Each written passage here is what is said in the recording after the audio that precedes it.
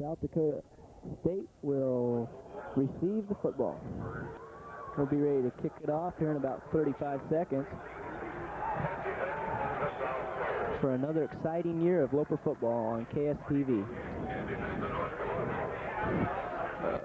The Loper team hasn't come on the field as of yet, but Mitch, it's a beautiful day for football. Even though it's Labor Day weekend, we still see like there's a lot of fans out here this afternoon.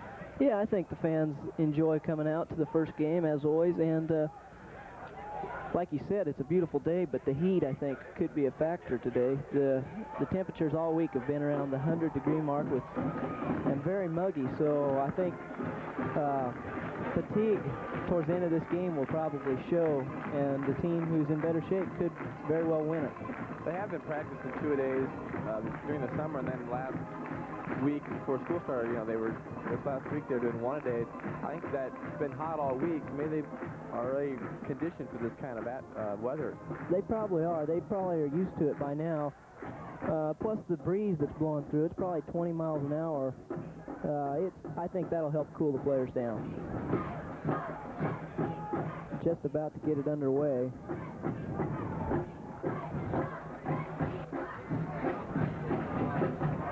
And Darren Brickman will be deep for South Dakota State.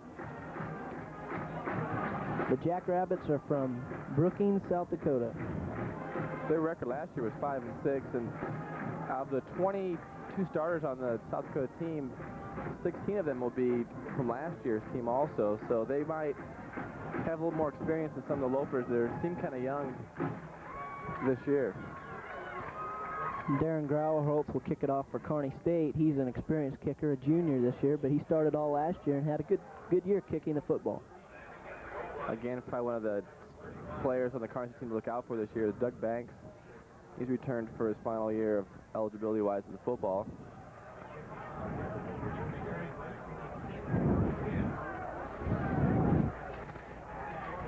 Banks led the team last year with a 28.8 kickoff return average.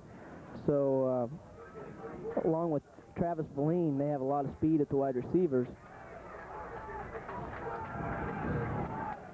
And here goes Grauerholtz ready to kick it off for Kearney State to begin Loper football in 1990.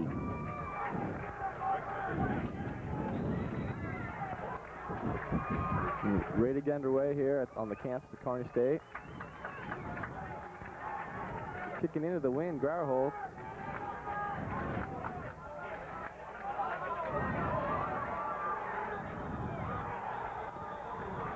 Nice return by Brickman out to the 45-yard line.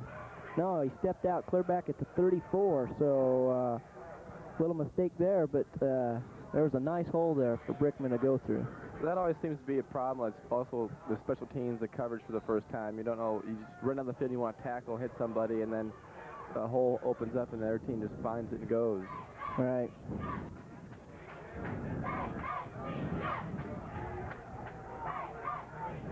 Shane Bowman, a 6'3", 190-pound junior from Holland, Minnesota. He'll be the quarterback for the Jackrabbits this afternoon. Hands up right the middle. Brickman, he's finding all kinds of running room today. Finally brought out of bounds by Garland Bryant, number 89, but not until deep into Kearney State territory. It's about an 18-yard run by Brickman. That'll be a first down. The Jackrabbits are running out of a kind of a power eye set, which is new for them.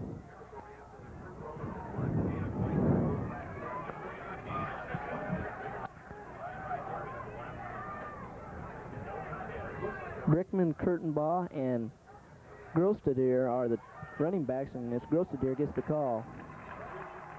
A nice pursuit by the Loper defense. They'll bring up second down and about 6 yards to go.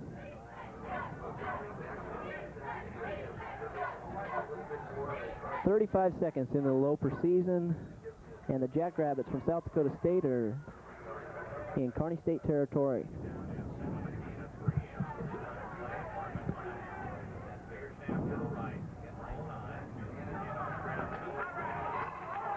They got a fumble. Loper football. Brickman lost the handle. It was stripped. And it looked like number 75. It's Marvin Watts with the recovery. I didn't see it slip out of there. Did you, Mitch? No, I didn't. It looked like he turned around and lost it somewhere when he turned around. And now we'll have Russ Harvey at the helm for the Loafers on the offense. And here's where Kearney State should be very strong. They have Harvey, Nolan Byer, Travis Boline, and Doug Banks all on the offense. So we'll see how they go. 3 wide receivers. I'll pass to Boline, and he can't. Just right on the fingertips, a little too high. So Loafers come out passing right away. That's kind of surprising. Usually they might have made to establish the running game, but now they come out the pass and they try to catch the Jackrabbits off guard. Well, Russ Harvey had about 1,300 yards passing last year, and so Claire Boroff's thinking that Harvey's ready to open up the airways. Banks split out to the wide side with Rogers.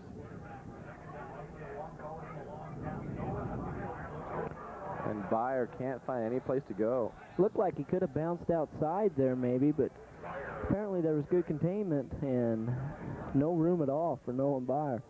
Nolan Byer's a 5'11 sophomore, 208 pounds.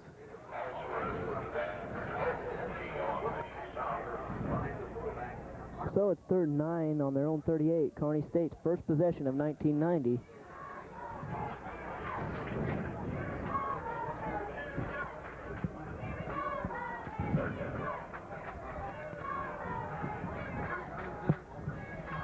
Third down 10 for Loafers.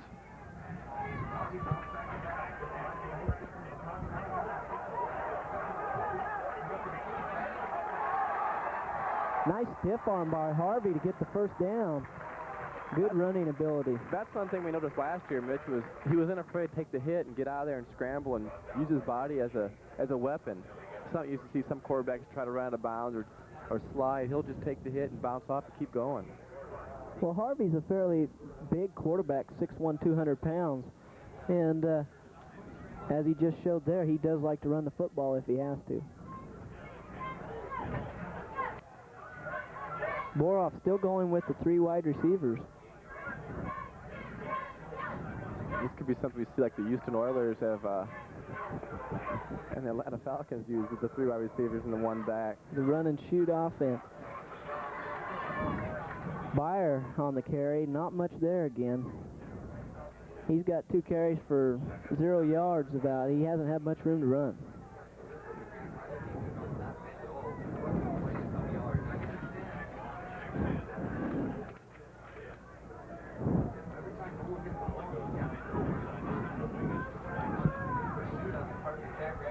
But Banks here on the near side. A quick pass to Omar Rogers, and that went for about 3 or 4 yards. Trying to get Omar Rogers to use his quickness in the open field, maybe break him for a long one. But this time it didn't work. But he did pick up 3 yards, so he'll bring up 3rd and 6 for Kearney State. Donnie Lee at tight end running the plays in and out for Kearney State. And this time it's 2 wide receivers on the near side of the field. Harvey, a long count.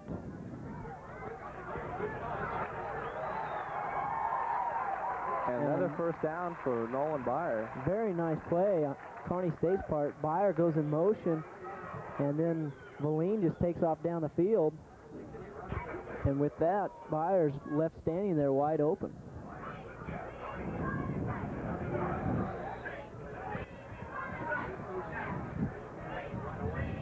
Omar Rogers comes out for the first time.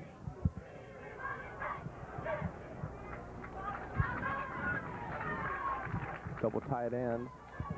Banks on the far side, Valine on the near side. Have to Byer up the middle and gets about 2 or 3 yards.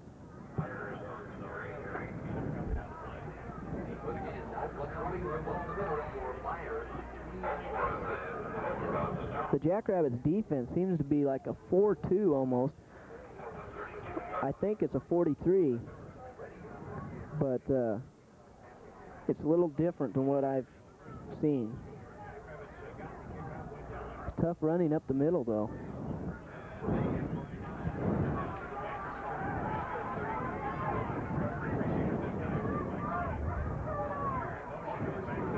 Fire in motion. Quick pass, Diane Lee, and incomplete. He threw into a lot of traffic in there. I think he would just kind of hold back and look for another receiver. Just a little behind Lee, too. That's the kind of pass has to be right on the money, or you're looking at a pickoff all the way for a touchdown.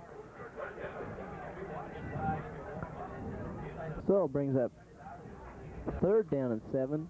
Kearney State deep into Jackrabbit territory at their 32-yard line. 10:48 remaining in the first quarter.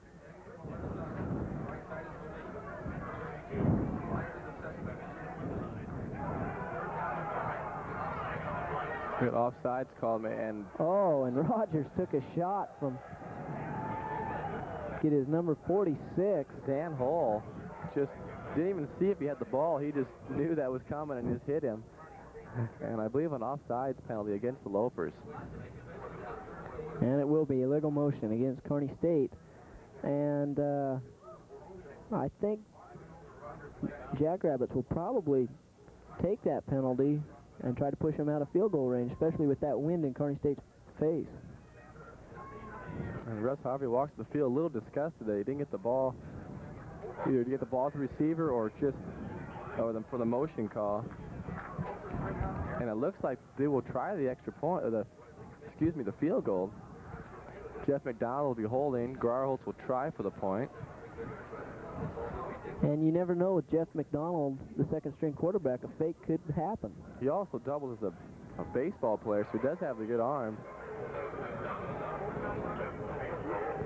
A long field goal attempt into the wind, 49 yards. And that's a strong wind. And it's blocked. And Garholtz to recover it.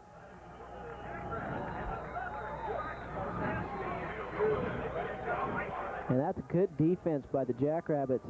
And it'll be their ball, 1st and 10 at their own 47-yard line.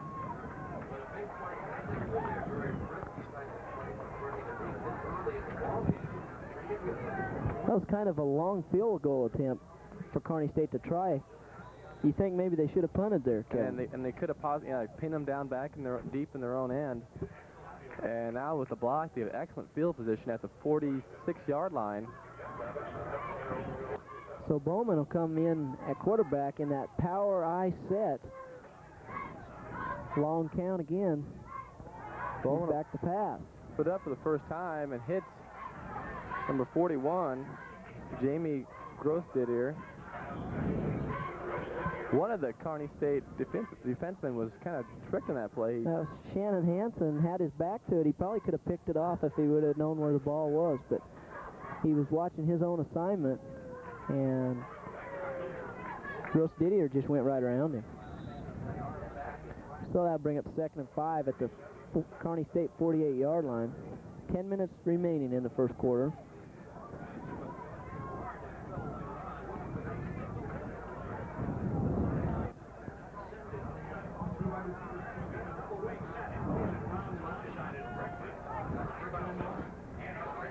And the handoff up the middle. And all the Lopers on that tackle. To Kurtenbach, a 6'2", 230 junior fullback.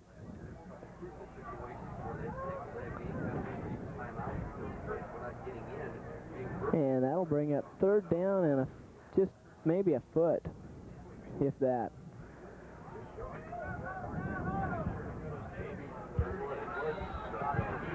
And Jackrabbits 3rd and a foot. They could go deep here, Kevin, just for something to do. Try Kearney State's secondary. Yeah, on 3rd and 1 though, it'd be kind of risky. That kind of can move and make a mistake, and then you got to punt it away. And the quarterback. Excuse me, Mitch. Quarterback sneak will get it easy. Bowman gets about 3 yards on the quarterback sneak.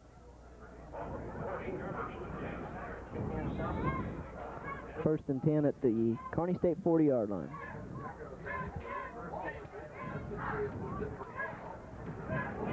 So the Jackrabbits are having some success on the ground. We'll run down Kearney State's defense right after this next play.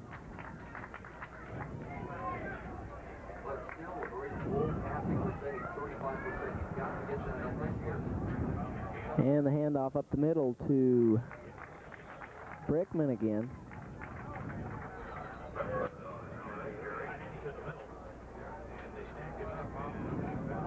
Not much yardage there, a couple yards for Brickman up the middle. Bring up 2nd and 8. The defense kind of shuttles back and in on 3rd down plays. We're out there right now. We have DJ Voklet, a defensive back, number 6. Mike Arnold, number 18. 23, Greg Nayberry, and Greg Smith on the defensive side. Shannon Hansen and Darren Gunn of linebackers. The front line, we got, continue that in a little bit. Oh, a nice hit. And Garland Bryant almost had himself a fumble recovery. But that was an all-out blitz. That man came unblocked.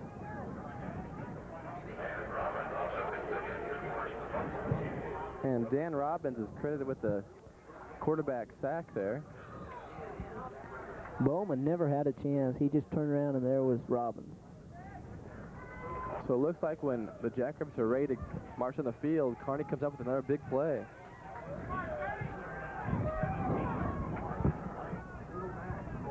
Third down, 17.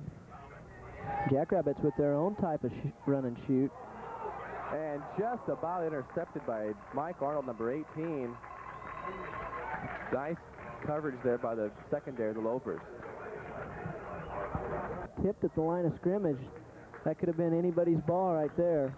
Arnold knows he could have had it, but Kearney State will get the ball back. And a quick huddle by the Jackrabbits to try to catch Lopers off guard. We have the return man we want out there in Doug Banks. Low kick if he can return it, but he's going to let it go in the end zone. Probably the wise choice. So the Lopers will take over on their own 20-yard line. So both offenses have moved the ball with some success and then have stalled, just as they look like they could be getting into scoring position. Kind of something like we expected, though, as the first couple series kind of feel each other out, get the feel of game situation football. Now I expect something to happen here for the Lopers. So Harvey brings up the lines, calling the count. Oh, quick putt there. And Celine will take it all the way home. An 80-yard touchdown pass. We have a flag back here on the 26-yard line, so hold everything. I think that'll be on the defensive cornerback. Harvey pumped like twice, 3 times. It looked like Valine got held up back here.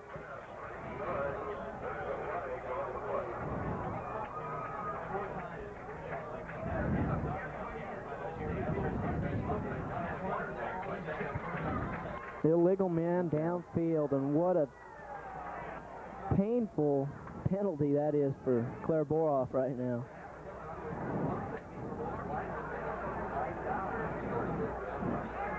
That was a super play, though. Harvey with the pump fakes, and then Valine just acted like he was going to catch the short one and went long. I thought maybe Harvey was going to be sacked back there because he faked twice, and you didn't see him throw those big linemen out there, and all of a sudden there comes the ball. And it was thrown beautifully. Valine ran right under it, and with his speed, you're not going to catch him. But it's all for naught. Bring up 1st and 15 for the Lopers.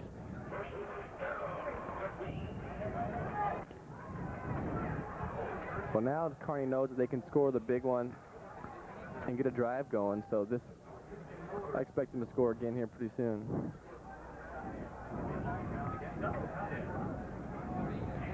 Hand up to Byard. He's just not finding the right holes today. Looked like our tackle or guard that pulled got caught up in traffic before he could make the big block that might have sprung him. And Meyer had nowhere to go. And he lost a yard on that play. So we're going backwards.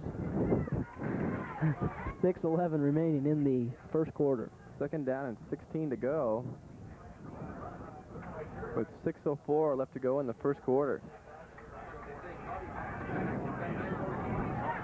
Plenty of time and just about intercepted by number 46. I'll tell you this, Travis Blaine was the intended receiver, but he was held up all the way to the ball. I mean, that guy was all over him, and I'm not saying legally either. He had a hold of his jersey. It looked like something could have been called there.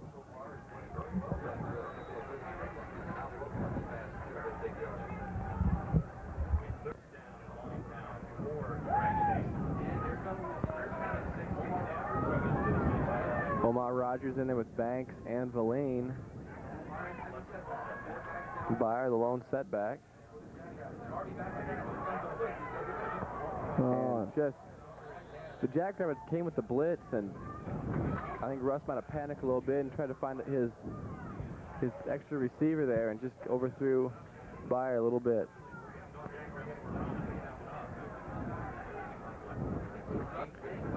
So Banks will do the punting.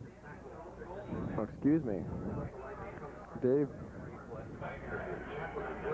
Banger, sophomore from Lawrence, will do the punting.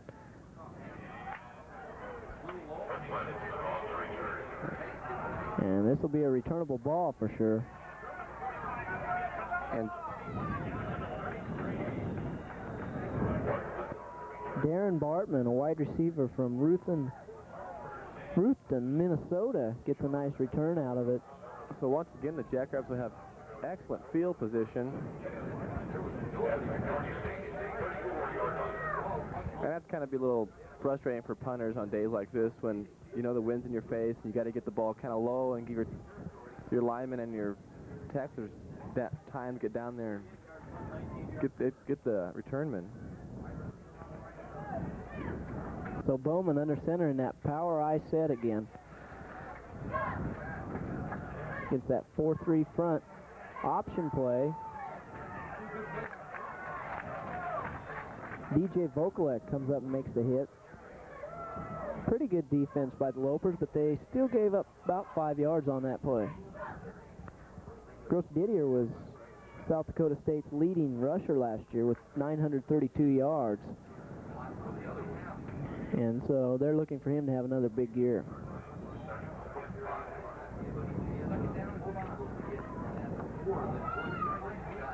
Second down and 5 with 5:08 left to go. No score in the game, but both teams have had their chances. Bowman right to pass. He has his receiver and makes a nice inside move. That's number 7, Brian Biggerstaff. By watching this, you knew he was going to go to Biggerstaff. He was looking at him all the way, but Vokalek was giving him the cushion to get out there, and I guess when you get down that low, you got to give that kind of cushion of you don't want to give up the touchdown. Plus, Bowman had a lot of time to throw that football, so he kind of had time to wait and let Biggerstaff clear. Well, equipment problem down then by Mike Arnold.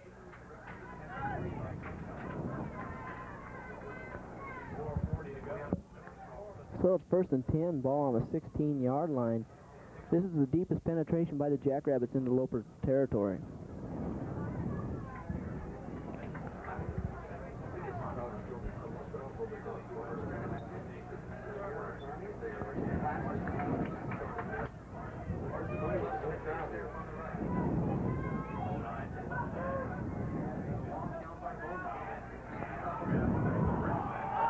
Another fumble. Kearney State will get it. And that's number 92. Jeff Ortmeyer comes up with the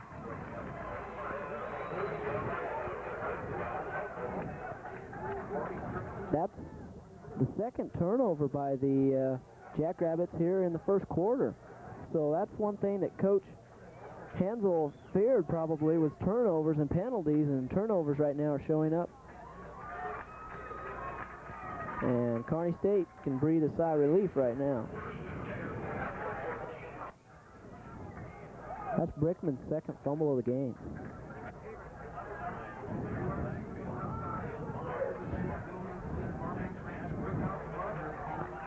And Rogers will pick up a few yards on the little dump pass to him. 7 yards on the play. And Kearney State probably willing to nickel and dime South Dakota State to death. Last year they used kind of Omar Rogers coming out of the backfield. Now they use more as a receiver type. Maybe that's just because they may want to put some new things in the offense this year to open up the air game a little bit more for us.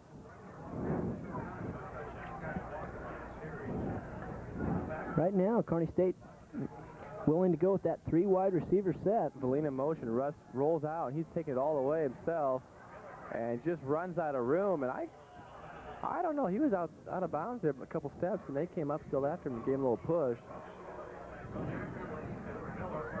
Good pursuit on the outside, though, by South Dakota State. But I think you're right. It was a little late. I think that was a little bit of a quarterback sneak, not sneak, but quarterback taking it all the way. I don't think he was going to let go of it no matter what happened.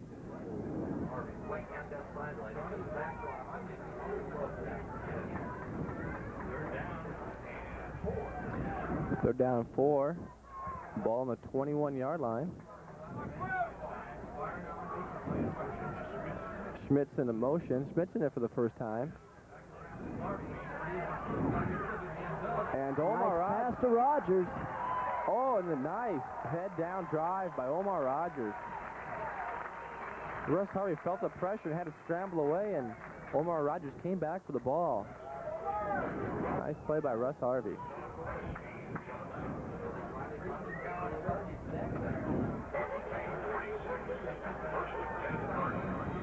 So Russ Harvey, with that mobility, is able to dump it off to Omar Rogers with his quick speed across the middle, and they gain a nice gain, first down.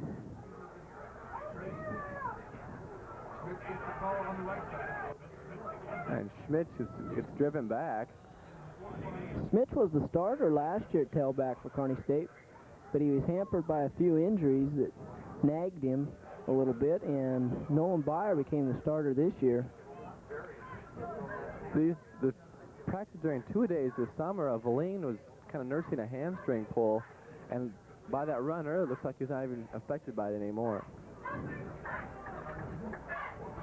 Valine and Banks and Omar Rogers show so much speed on that receiver corps. And now Doug Russell's also in, wide receiver from Omaha Northwest for Kearney State. Not a good pass. Valine was covered by 4 defensive men, and Russ Harvey thought he could just hit a beeline right between them and just, I don't know. Kevin, there had to be somebody else open on that play. Russ must have made up his mind he was going in that direction. So it's 3rd and 10 for Kearney State.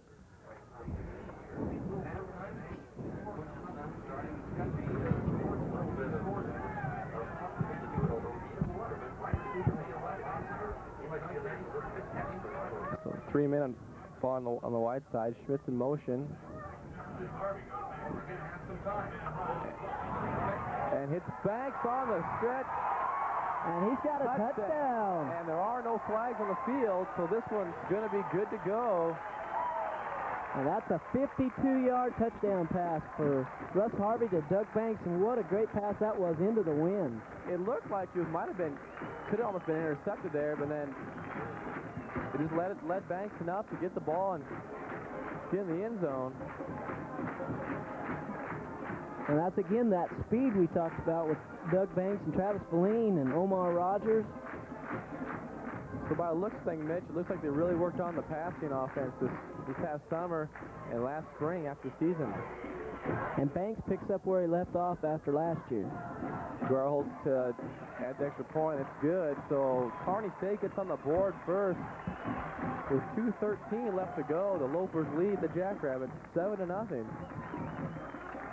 Mitch, what can you say about that? We see it so often last year. There's that combination with the Harvey, the Banks, and you know us here. It's nothing new, but the people out here watching, you know, that's a good incentive to come out here and watch the Lopers play every home game because you see a lot more of this. Yeah, you never know when they're going to connect for that big play. They already did once with Travis Valine and Russ Harvey, and that was called back. And so Kearney State bounces right back with another big play, only this time to Doug Banks. So Grauerholtz will kick it off to Brickman. Darren Brickman is a 6'1", 190 senior from Belle Fourche, South Dakota.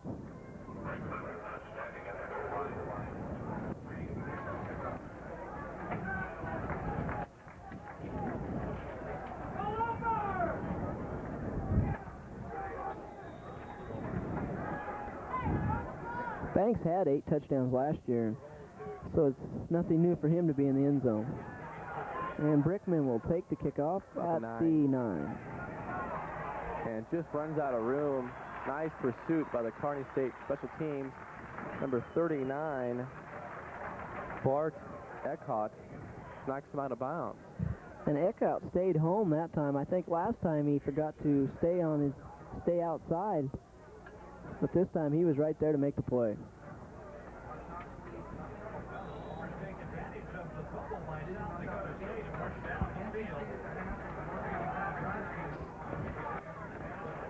And so Bowman will bring up the Jackrabbits again.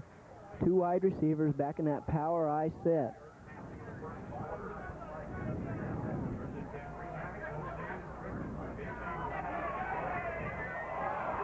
Uh-oh, Gross Didier looking to make a big play of his own. Probably should have kept going outside. He had a lot of room. He had one blocker ahead of him, only 2 Loper defensive men to beat out. And I don't know, you look at Vocolet and Mayberry out there. I don't know if he would outran those guys. I don't think so, but to me, it looks like he could have got another 10 yards maybe.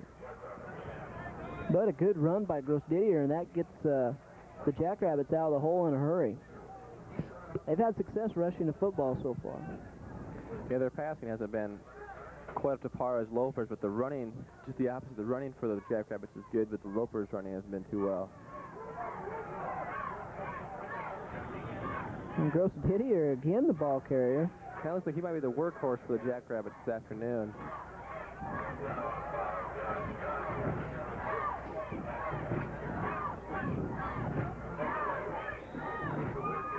So that'll bring up 2nd down and 2 yards to go. Ball on the Kearney State 47-yard line.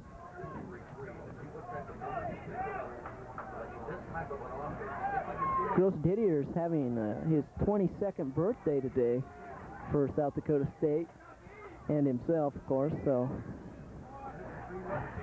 he definitely wants the win on his birthday. And right up the middle of Gross Didier goes and picks up about 3 or 4 yards. Vokalek makes the tackle, but not before Gross Didier will get the first down.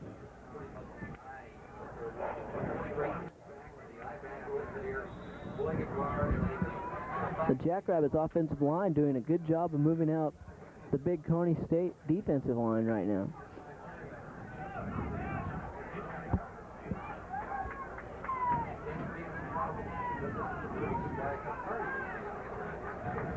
So Bowman calling the count.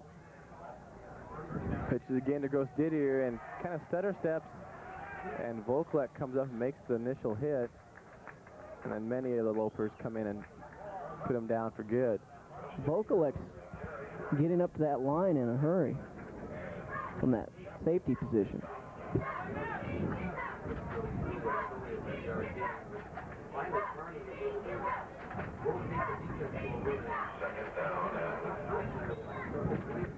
So it's 2nd down and 8 yards to go. Kearney State 38-yard line, and Jackrabbits will let the first quarter run out with the score 7-0. Kearney State taking the lead.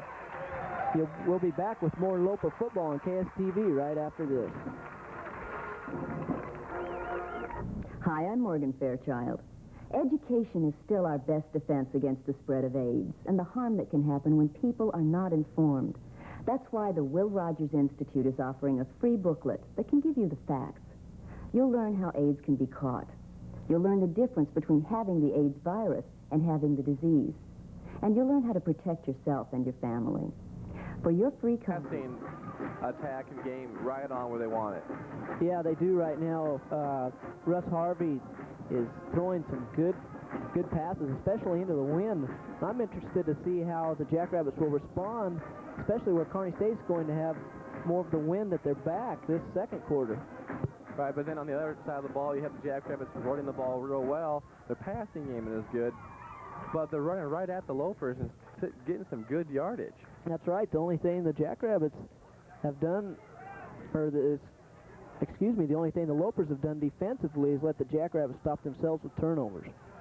And we'll start the second quarter with Bowman on the Loper 38-yard line, calling the count, and he'll quarterback sneak, and he's taking it up the middle, and he'll go all the way down.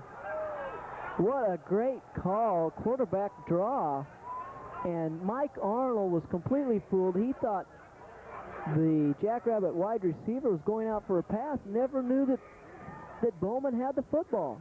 That was a great play to come back, start the second quarter, catch the Lopers off guard. I've never seen something like that. It looked like the Lopers were in a blitz, and once he got past that initial line of scrimmage, there was no one there. And I think he didn't know. He was kind of surprised to see that field that wide open. He ran down the middle, and he started running towards the sidelines. And boy, that's a tough break against Kearney State to give up that big play like that right away. 38-yard touchdown run by Bowman. And Chad Masters, no good. So the Lopers kind of hold off a little bit there, but a nice play by Bowman. So it's 7-6 with 14:53 left to go till halftime. What a strange play. I think everybody's just kind of sitting here with their mouths open going, what just happened? But knowing the Lopers, they'll regroup, get back out there, have a nice sustained drive, get on it, get right back ahead of the game. You know, they are still ahead, but by 1 point. I feel sorry for Mike Arnold. He was doing his job covering the receiver, and the receiver never even had to touch him because he was completely fooled. But he was doing his job, so you can't fault him there. Big lapse by Kearney State, though. So Travis Boline and Doug Banks will be back to return the kickoff. And I look for a big return here. It'd be nice.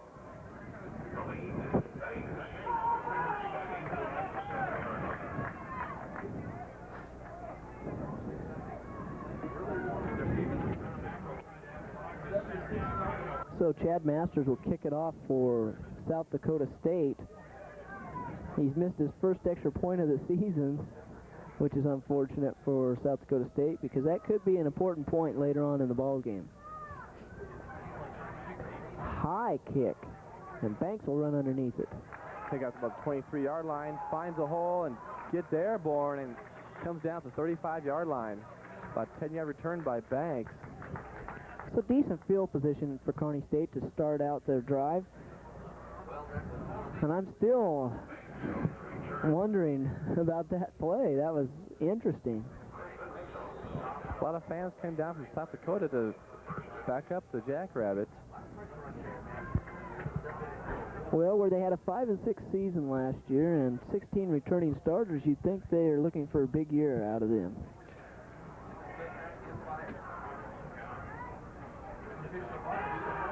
He's got room. And Schmidt gets up to the 45-yard line. Nice, hard running by Greg Schmidt. And they look like number 22, Ken Tiefenthaler, gave him the business a little bit after the play. A little extra.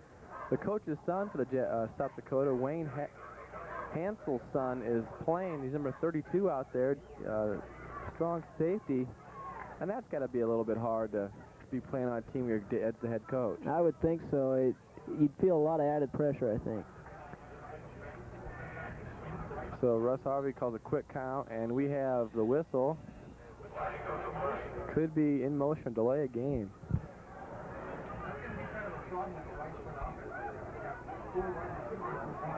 Early in the season, game jitters type penalties right now are killing the Lopers.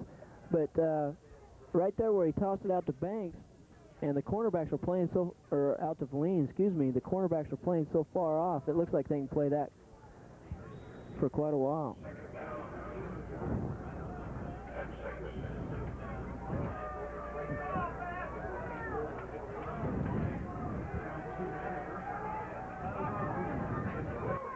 So Harvey under center again, and Smits will go into motion.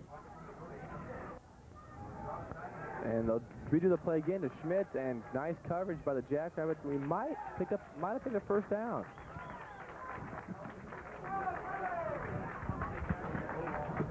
Smits is that 5'11" I-back, a senior from Clarkson, Nebraska. And I know he's disappointed not to be starting the game, but he's playing well right now. Tom Brennan, big Tom Brennan, number 79, comes off the field, along with Donnie Lee. Looks like we might put in a little more receivers. Mike Long came in for Donnie Lee with the play. And we'll have 3 wide receivers spread out to the wide side of the field. Banks, Valine, and Rogers. Schmitz in motion in the backfield. It's a very interesting offense that Claire Boroff has put in. A nice quick pass to Banks. Pick up about 5 yards. So these kind of quick outs, or quick ins, what you want to call it, are doing, kind of put us in this nice sustained drive, march right down the field. So they keep this together. I see another touchdown on the way. Nice ball control offense right now shown by Kearney State.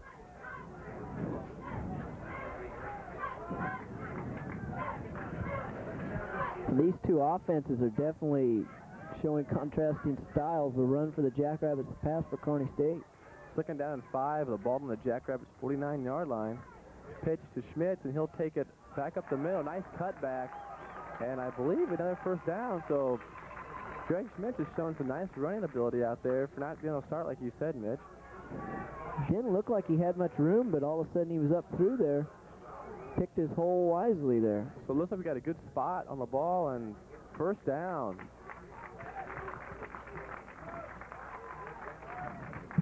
So it's good to see when Kearney State can pick up a 5-yard gain on the ground to keep the Jackrabbits honest.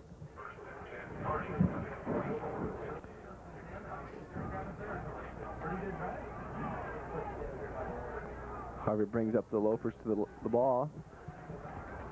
We had Valine split out to the wide side. Banks and Omar Rogers on the near side.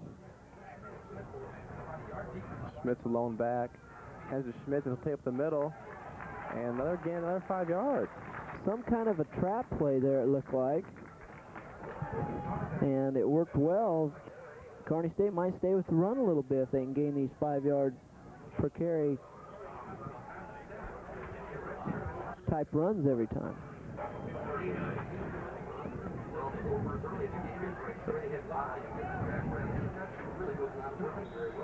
Be honest with you, the Jackrabbit defense looks tired right now. All of them have their hands on their hips, and it's hot out there, so this heat could be causing some problems already.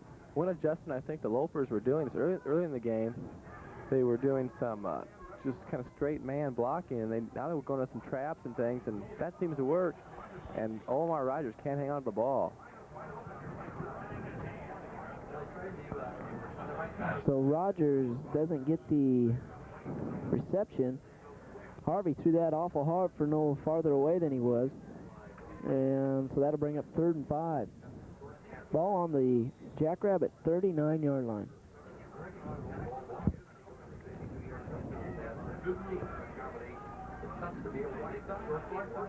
So on the far side we got Valine, on the near side Omar and Banks. Motion man Schmidt. Goes her steps back, goes across the middle, and just about through interception. I think Omar might have ran the wrong pattern. So Grauerholtz, number 22, Dave Bangert will come in to punt the ball. And with the wind behind us, we could set the Jackrabbits far back in their own territory.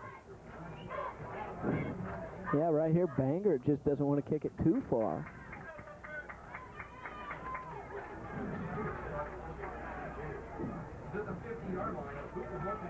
And it's way too far. He just decided not to even take a chance on a return. Oh, and just bounces into the end zone by about a couple inches. From this vantage point, it looked like it was going to go through the end zone, but it landed just right at the goal line. Nice kick by Banger. Almost had the Jackrabbits pinned very deep in their own territory. Now it's time for Kearney State's defense to show a little more aggressiveness, I guess, stopping the run. And I think they're up to it.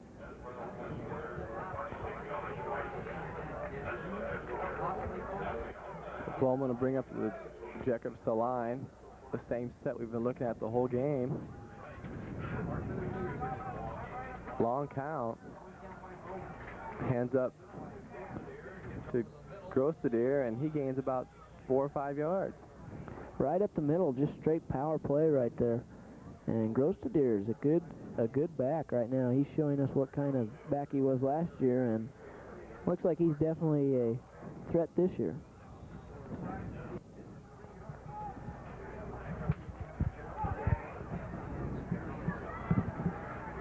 So Jessamine Loper started getting deeper into the Jackrabbits territory. Some costly mistakes, overthrow passes, and a missed pass, or catch, excuse me, seizing the punt. And Grostadier gets the outside, and he stretched it out as far as you go, and he kept bouncing off tackles, and finally Mike Arnold brought him down. Kearney State's run defense right now is just getting beat up. This is good power football by the Jackrabbits. They're just taking it right at Kearney State. Maybe they want to try to do what we were doing to their defense, trying to wear them down and get them tired in his feet, and like maybe not make another mistake like they did before and have Bowman go up the middle for a touchdown.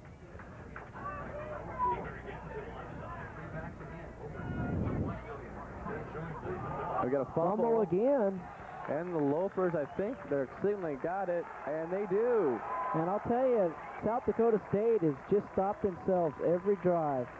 They have the Butterfingers right now, and that's... Darren Gunn comes up with the bad snap.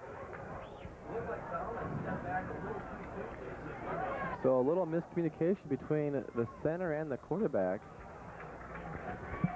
I'd look for Russ Harvey to throw it in the end zone first play. That'd be nice to see. It's kind of hard to tell anymore what they're going to do. You've seen some different things the first game already. You don't know. I like this new offense that Kearney State has, though. Makes the game a little more exciting, more people to watch. You know, people want to come see them play. And you were right, Mitch. Going to the end zone, we see Banks. Touchdown. Oh, and he didn't have it. And he can't believe he dropped it. A little disgusted at himself. He had it, and then when the defensive back got on him, the ball came out. But, Mitch, I think you must have the same headset Coach Boris has on down there, because I wasn't surprised to see a touchdown throw into the end zone this early. Well, you know, sometimes you get that turnover, and I guess you just want to score right then. And it was well-designed play, and Banks was wide open, and that's something you don't see very often, see Doug Banks drop the ball. And I think that defender had a lot to do with it. Once he grabbed him, kind of stripped the ball from him. I think he's really disgusted himself, too, that he did that. But he'll shake it off, and he'll come back here and try and make a just as good as play now or in the near cold plays. They'll come right back to him soon. To Byer, and he'll run for about 3 or 4 yards on the right side.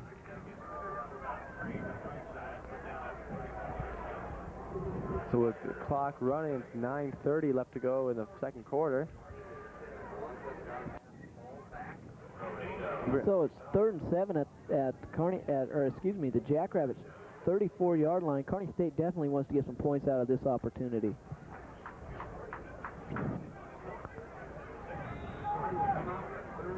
Excuse me, at their own 31-yard line. I misread the clock there.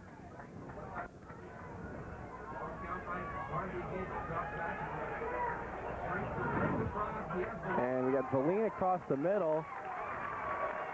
And it looks like to me that Russ Harvey's just looking at one receiver. I mean, from this vantage point up here, I know you could probably see the whole field down there. He's looking at one receiver, and they're always open. It seems like it.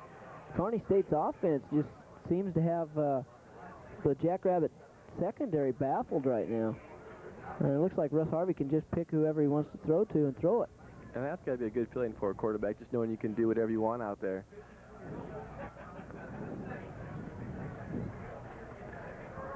Again, the score is 7-6. The Loafers lead the Jackrabbits. Opening day here at Foster Field in Kearney, Nebraska. And it looks to be some problems. There's a timeout on the field, and maybe they got it straightened out. Next week, the Loafers travel down to University of Nebraska at Omaha, and that should be a real exciting game. Last year, the Mavericks came up here, and Kearney beat them. And what I've been hearing lately, it's going to be kind of a jam-packed place. They don't like to see these kind of schools beat the big schools like that.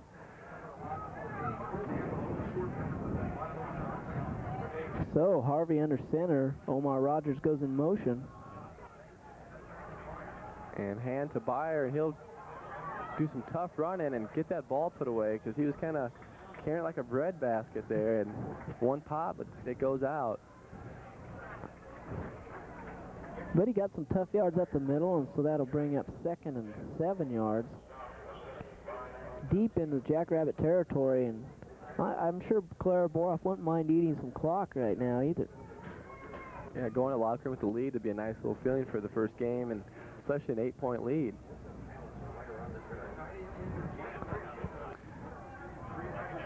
Three receivers, 2 tight ends.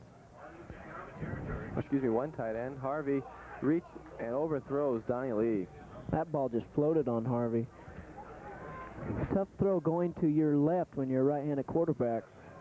And it really didn't look like Donnie Lee was that wide open down there in the middle. So that'll bring up 3rd and 7 at the Jackrabbit 17-yard line. 7:55 remaining in the first half of the first game of the 1990 Kearney State football season. 7-6. It's been a game of a lot of big plays, and the Jackrabbits have stopped themselves several times with miscues, and Kearney State's only capitalized on one, trying to capitalize on another. And he's open. Banks again. You know he won't drop 2. And Russ Harvey took a hit there at the end, but he stood there as long as he could and got the touchdown. So Banks, which is 2nd touchdown today and a 2nd touchdown pass for Russ Harvey. 17-yard touchdown pass to Doug Banks, and Banks looks like he's going to have another big year.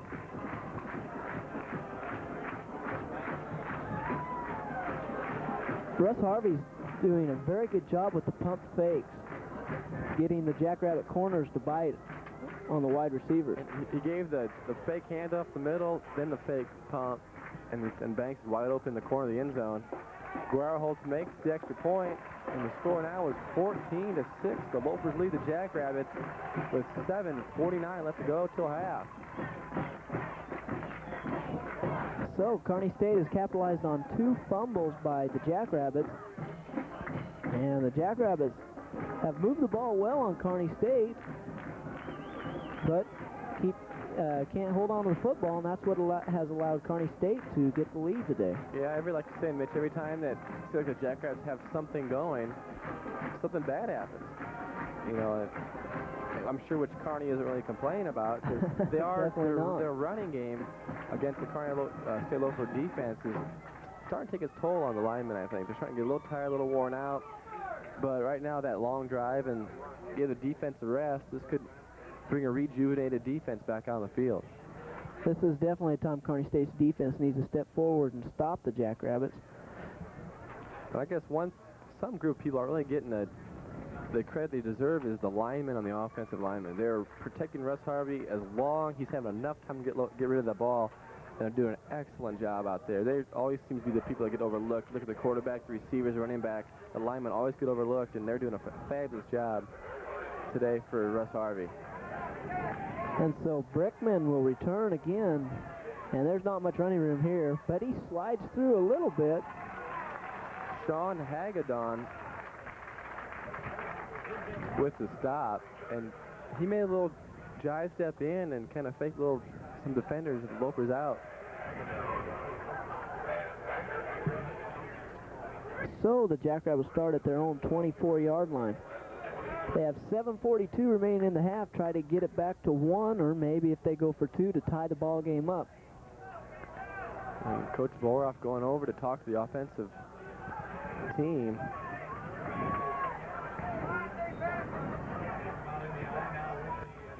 So a new quarterback in for South Dakota State, Greg Adams.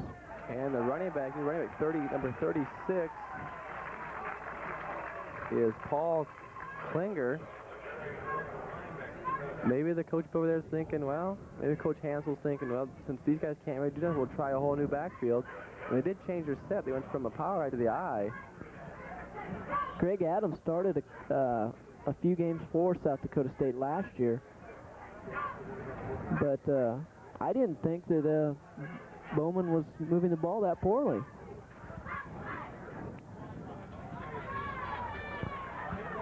Darren Brickman still in it. Excuse me, that's Chris Floyd as in the fullback for the Jackrabbits.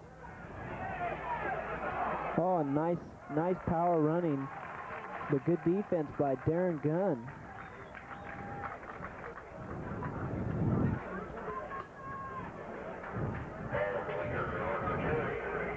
And so the defense showing a little life here, and probably wouldn't mind getting the ball back, see if Kearney State can score again before halftime. 3rd and 7. Two receivers, number 2 Mike Botel and number 25. A lot of time for Adams, and boy, he hits a wide open tight end.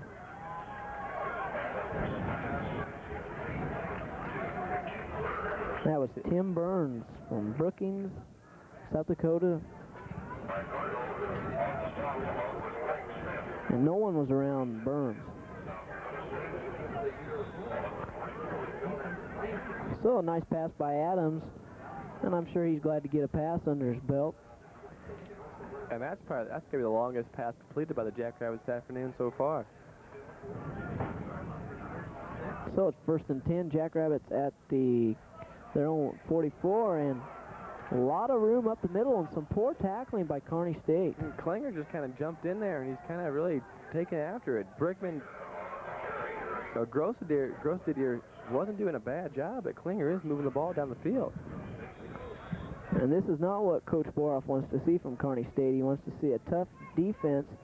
And so far, the Jackrabbit linemen are doing a job on Kearney State.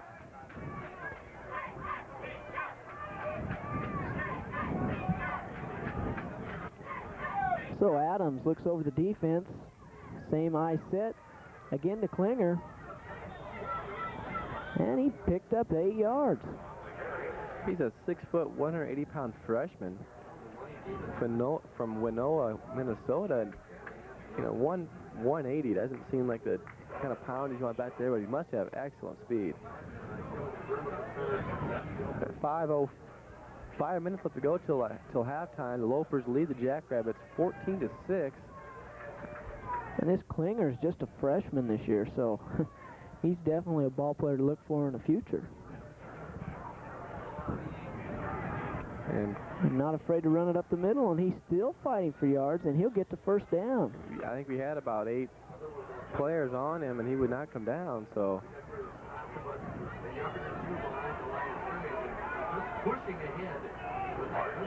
So it looks like South Dakota State calls a timeout, I believe. No, they didn't.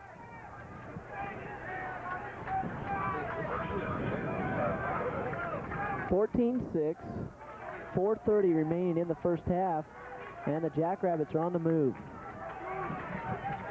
Down the Loafer territory, the 34-yard line.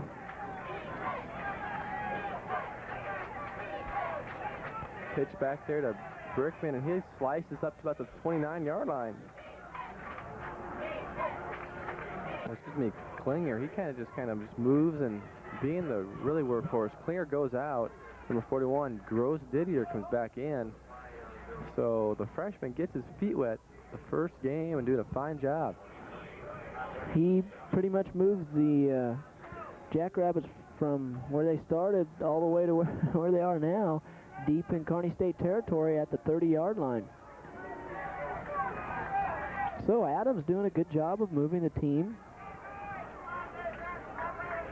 That same I set, 2 wide receivers, 1 on each side. Looked like Adams might have called another play there. And Floyd, some tough running by the fullback. Some poor tackling by Kearney State. They aren't wrapping their arms, and it seems like the Jackrabbit runners are just having a field day right now.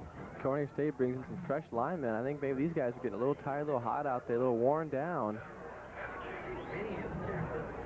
3 minutes remaining, and this is probably just the kind of drive that Coach Hansel wants to see from his Jackrabbit. A long sustained drive and eat that clock and maybe score with a few seconds left. Spin the eye again, have trouble with the snap, but he recovers it and gets about 2 or 3 yards.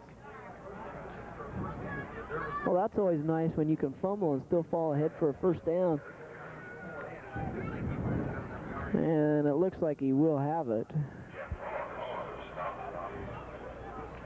Well, and they're going to measure, but I don't think there's a lot of doubt.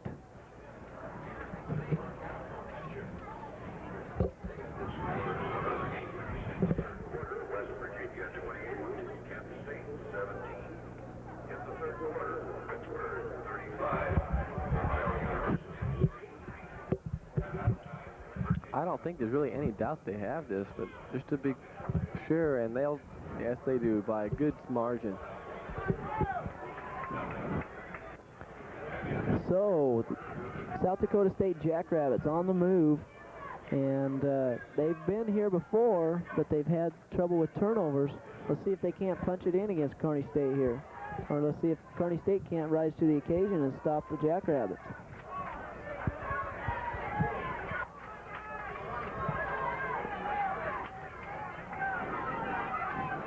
Adams hands off to Gross Didier, and he fights for about 2 or 3 yards. They had him at the line of scrimmage, and he still struggled ahead for a couple.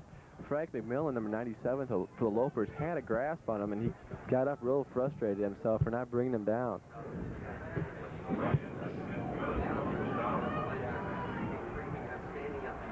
That clock continues to tick away, and both teams have all 3 timeouts, so Coach Hansel from South Dakota State not afraid to wait until the clock gets way down.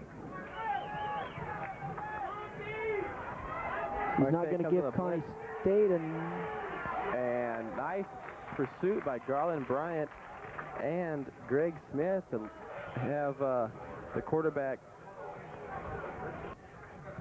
Adams throw it away.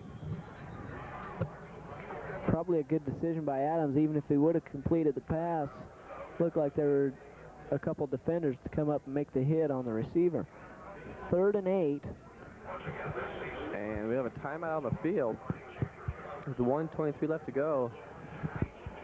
I really don't think Coach Boroff would be too upset if he only gave up a field goal. You really wouldn't want to see him give up a field goal, but I think a touchdown you would really see a head coach upset. I think so, because this has been a long, sustained drive, and they're deep now in the Kearney State territory. If they could just get away with a field goal here, I think he'd be happy with the lead he has. That'd be a 5-point lead going into halftime. But I'm sure he doesn't want to give up the touchdown here, because that just kills any momentum you had going into half. You might want to look for this quarterback sneak again. I don't know. Kind of a timeout, 1:23 left to go till halftime, and just something different again and try to catch the Lopers off guard. So Matt Arns goes back out on the field and talks to his defense. Mike Rosentrader is kind of walking around trying to get this crowd to go. There's a lot of people here for a Labor Day weekend and not much noise until now. 4 wide receivers, by the Jackrabbits. 1 fullback. He stays in the blocks. Adams Oh, and boy, is he popped. Smith just hit Gross Didier real hard, but he holds on to the ball, a pickup of about 7 yards, 8 yards. And that's going to be a first down, so 1:13 remaining in the first half, and Adams completes a crucial pass to Gross Didier for a first down. Clock continues to run. Matt Arntz had him on the way down, then Greg Smith saw him just sitting up there and said, I might as well hit him if he's not going to go down, and he hit him hard. So again, the crowd gets going. But we're back to power eye set.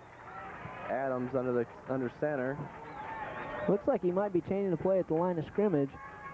Pitch to Gross Didier to the left side. Nice blocking. Gets down to about the 3-yard line. And timeout called by Adams. So good managing of the clock right now by the South Dakota State team. 39 seconds left to go till half, and the Rabbits knocking on the door. And definitely, if the Jackrabbits score here, Coach Boroff has a major problem going into halftime. How is he going to stop the Jackrabbits next half?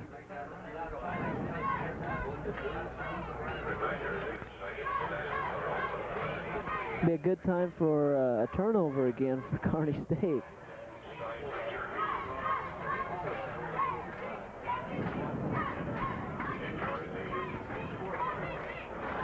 So what do you do here, Kevin? Do you run the ball or do you throw it in the end zone? I'd have to say that since they've had a pretty good success of running the ball to the left with Gross Didier and also Brickman, that they should just keep, or Klinger, excuse me, they should just keep on running it. They go up the left side always seems like and have the blocking's fine. I just run it in. They're picking up the 4 or 5 yards a carry. Why go away? Why go something different when what's working for you is working?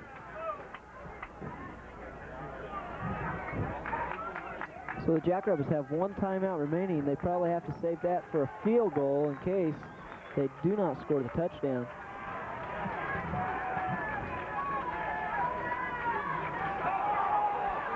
So a bad snap by the center, and Adams couldn't hold on to it. And the time is down to 32 seconds, and they'll use their last timeout. That's what you said before, a big break.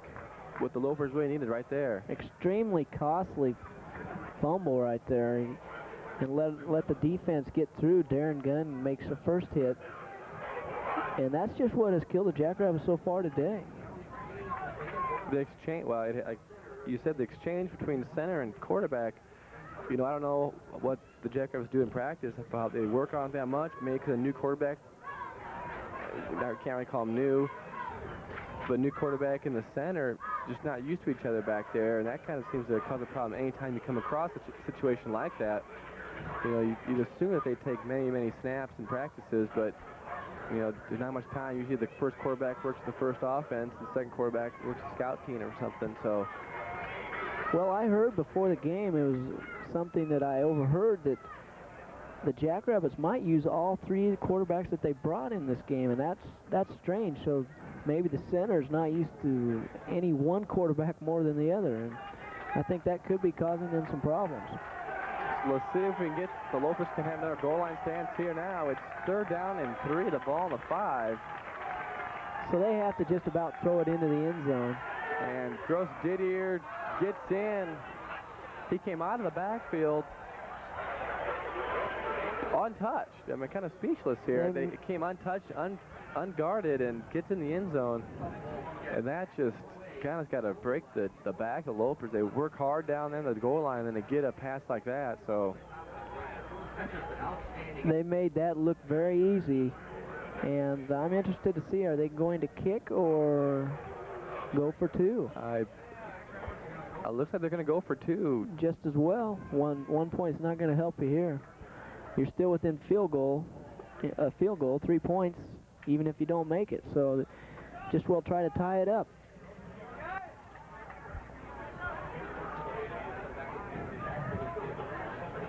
This is a big play for the Loper defense. If they can still stop them here and go into halftime with the lead, that's got to be a plus. I have to watch out for the quarterback sneak up the middle, though. So get the lone back, motion man.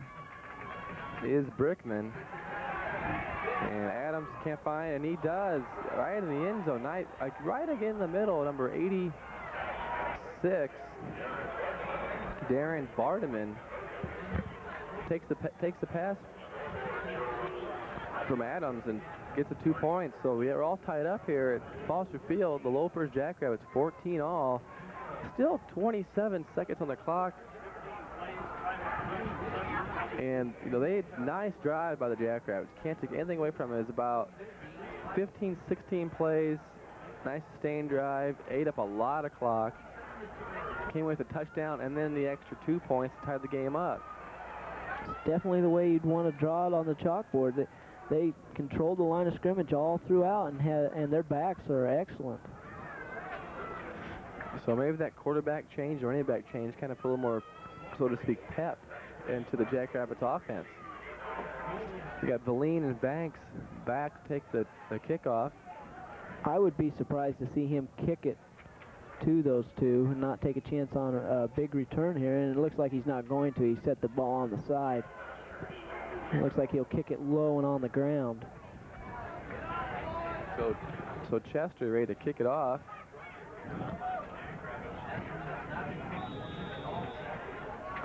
And with the wind in their face, you don't want to try to... So he'll kick it up in the air like a squib sideways. Very and strange it goes out of kick. bounds, so they'll go back, I believe, 5 yards. And kick it again, probably.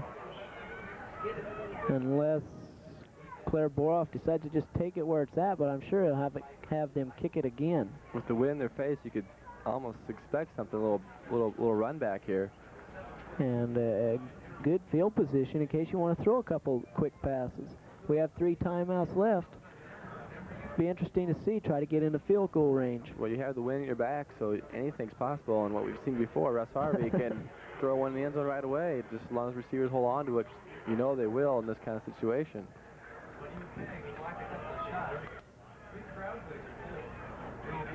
So, he sets it up right this time. And looks like he'll go ahead and kick away. He doesn't want any return, but he also doesn't want to give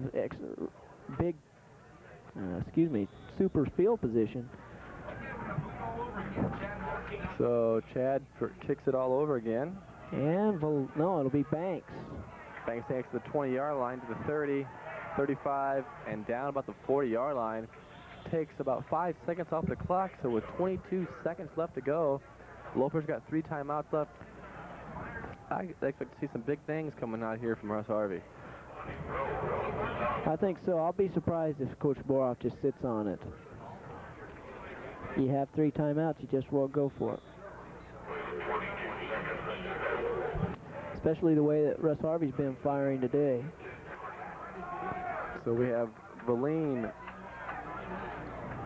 Omar Rogers, and Banks. Valine in motion. And Russ Harvey will put it up. And we might have interception, and I believe we do. And it's intercepted by the Jackrabbits. So with 15 seconds left to go, Russ Harvey just overthrew all 3 receivers. I was kind of surprised to see all 3 receivers right in the same area. I don't really understand that call. That was kind of like a Hail Mary type pass, and you have plenty of time and 3 timeouts. There's no sense in that. But and the Jackrabbits pick up their first turnover from Kearney, and I think they'll probably just run the football once and get out of here at halftime.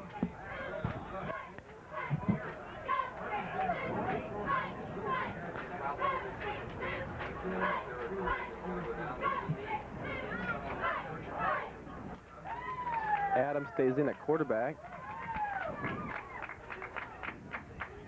Out the near side is Mike Botel. And Adams will just sit down on it and run the half out, I believe. I wouldn't assume both teams start heading to the locker room. So, kind of exciting first half, Mitch. You see 2 long passes, or actually 4 long passes by Russ Harvey, but 2 only count. Total yardage for the Lopers, we have 181 yards, and we have 219 for the Jackrabbits. fumbles, no turnovers for the Lopers. But on the other side of the coin, we have the Jackrabbits have lost 3, but have fumbled it 5 times. Penalty yardage, Kearney has 2 for 10 yards, and the Jackrabbits have 1 for 5. I guess it's just kind of the passing against the running attack, as what the first half kind of showed. That's exactly what it is. It's just power football against good finesse, exciting, striking type football. So I think Kearney State is going to receive the second half. And it's 14-14. It's just like a new ball game. And I know Kearney State would like to use this win to its advantage because the Jackrabbits have the win in the fourth quarter. Valine and Banks will be deep. One person that kind of shined in the second quarter was Paul Klinger, the running back. He came in, he's a freshman, first game, and he comes in and does a great job running. And I won't be surprised if we don't see, like we were talking earlier, Mitch, is the other quarterback, the third string quarterback, and his name's Todd McDonald. He's a freshman himself from Hopkins, Minnesota. So a lot of youngsters on the South Dakota State team that have really kind of proven themselves pretty well this first half so far. Oh, it'd definitely be interesting to see who Coach Hansel comes out with at quarterback. Greg Adams moved the ball, or both quarterbacks moved the ball well, and Adams ended up getting a score there at the end of the half. So here's Masters to kick it off, and it will be Banks, short kick to the 18-yard line, and he's looking for a hole. Not much there, though, and he'll return it to about the 30.5-yard line. Good field position for the Lopers to start off the second half, and I know Russ Harvey wants to make up for that interception he tossed a little bit earlier. And luckily that wasn't doing hurt us. They just ran the clock out. It was towards the end of the half, and they had no timeouts. So they couldn't really do much with it, and that was a plus for the Kearney State team. So we're ready to get underway here with the first possession by Kearney State. Russ Harvey brings the team up, looks over the defense. Again, the lone back is Valine. 2 receivers in there, double tight end. Pitches to Valine. Valine goes to the right side and gets about 3 yards. Byer, the tailback. He had Valine and Byer mixed up there. But Valine was split out to the right, and he pitched it back to Nolan Byer, number 34, who gets a couple yards. I'm just so excited to get in this game again and ready to go. And here comes that 3 wide receiver offense again that worked so well in the first half.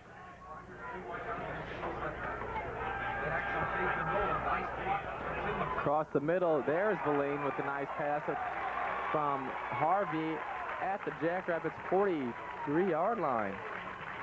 Nice catch by Valine going into traffic. He got hit pretty good, but all the receivers are pretty durable for Kearney State.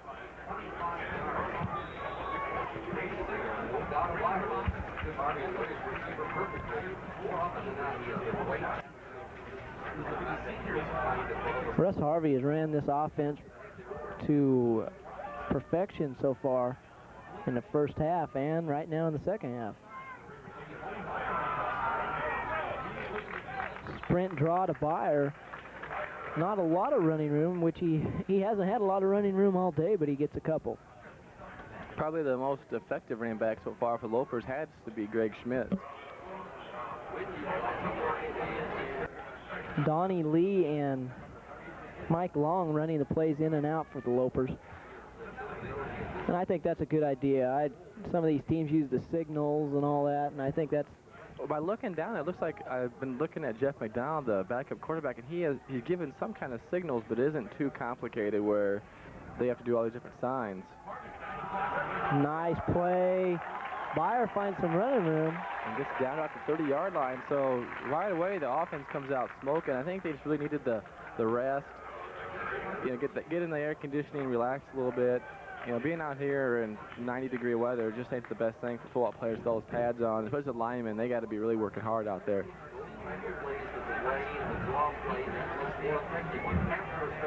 So we're just underway in the second half, and Kearney State started at their own 30, and they're now inside the Jackrabbit 29-yard line. Greg Schmitz takes off the right side, gets hit and spins off and gets down to the 25, so a 4-yard gain for Schmitz. Nice bounce off by Greg Schmitz. He took the hit and then rolled off a little bit, so he's really shown that he wants to play here today. He's really made some nice tough runs up the middle and slipped in through some tacklers today.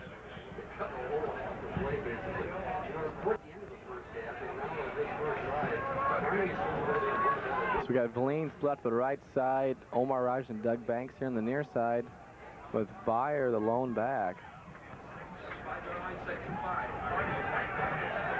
Boy, Harvey's had time all day. And hits, I believe that's Donnie Lee, with Mike Long, the tight end. The first pass taken by a tight end all afternoon. And those are some people that really don't get into the scheme of things, the tight ends. You just kind of, they always overlook. They do a lot more blocking than do the catching, and so the defense kind of forgets about it, and then get out in the open, and Russ Harvey hits them. So another alternative people to pass to. With this offense, it looks like Russ Harvey has all kinds of options to go with, and he's doing a good job of finding the open man. Lopers look sharp to start the second half. I'm sure that was one of their goals in the locker room, was to come out, take the ball, drive it down, get a score right away, establish who they are. Pass to Valine. He makes a nice cut up inside, gets down to about the 10-yard line, and just might be enough for a first down. We'll have to wait and see what the referees say. And just a bit short, so we got second down about an inch. 2 inches. 4 minutes into the second half, and Kearney State has drove from their own 30 inside the Jackrabbit 10, and they definitely look like they're ready to score here.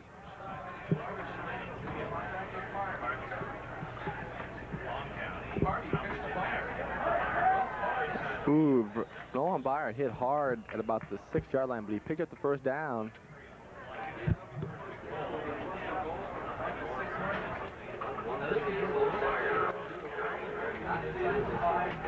And Coach Boroff doing a good job of shuffling his big linemen in and out, giving those guys breaks. That weather out there is extremely hot, and you have to get those guys some water and a good breather. So it'll be first and goal, ball on the 7-yard line. 3 receivers in there again, Banks, Valine, and Rogers, with Byer their lone back.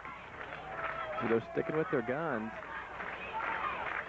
Harvey rolls out, he'll take it himself, try to get to the corner, and gets pushed out with the 5-yard line. Good pursuit by the Jackrabbit defense. They didn't let him get to the corner and turn it up. Again, it was the Russ Harvey take it all the way. He had no intentions of giving that ball up.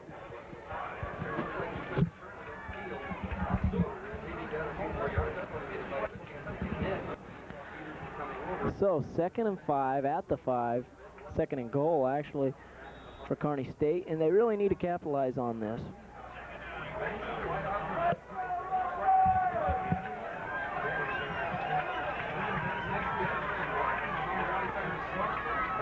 All 3 receivers on the wide side of the field. Head up to Byer. Byer goes right side, gets past one tackle and bowls way down about the 2-yard line. I thought he was going to be stopped at the 5-yard line, and a little more leg movement, he got to about the 2 or 3. He was hit by Doug Miller, a 6'3", 220-pound outside linebacker, and he plain ran the full length of Miller.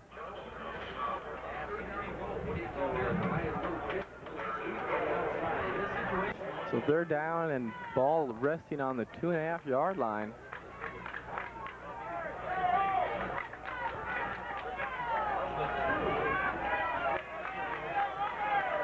All 3 receivers split out to the far side. Byer motion to the left. And Russ Harvey takes the quarterback seat himself, and I don't think he got in. They tried to pull the old South Dakota State move and didn't. Banks is given a signal. They're about an arm's length away. And we got some fans yelling, go, go, go. I think you have to go for it at this point. And he is. Coach Boroff sends in Mike Long. Rogers comes out. Because if you don't make it, you're not if you kick the field goal, you're not showing any confidence in your offense or your defense. I totally agree, Mitch. And plus, you don't make it, you're down. You get South Dakota deep down their own end zone. So the crowd becomes vocal. Harvey calls the count. He pulls out. Quick pass. And ball's in. We got a flag. Might be some defensive pass interference. Banks got held up over there, and it is. Holding. It looked like Banks got grabbed, and he definitely did. Holding on the Jackrabbits. He tried to get across the end zone, and it seemed like it took him a while, and Russ Harvey had not much time to let go of the ball. So we have the crowd on their feet. They're really enjoying this afternoon's football game. So that'll make it a first down and goal to go at the yard line.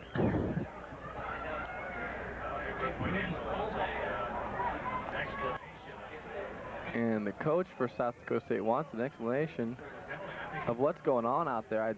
I'm assuming it was on the far side of the field from where he's standing, so I don't think he got a good sight of it. And I don't really think he's agreeing with it too much. He looks a little disgusted, but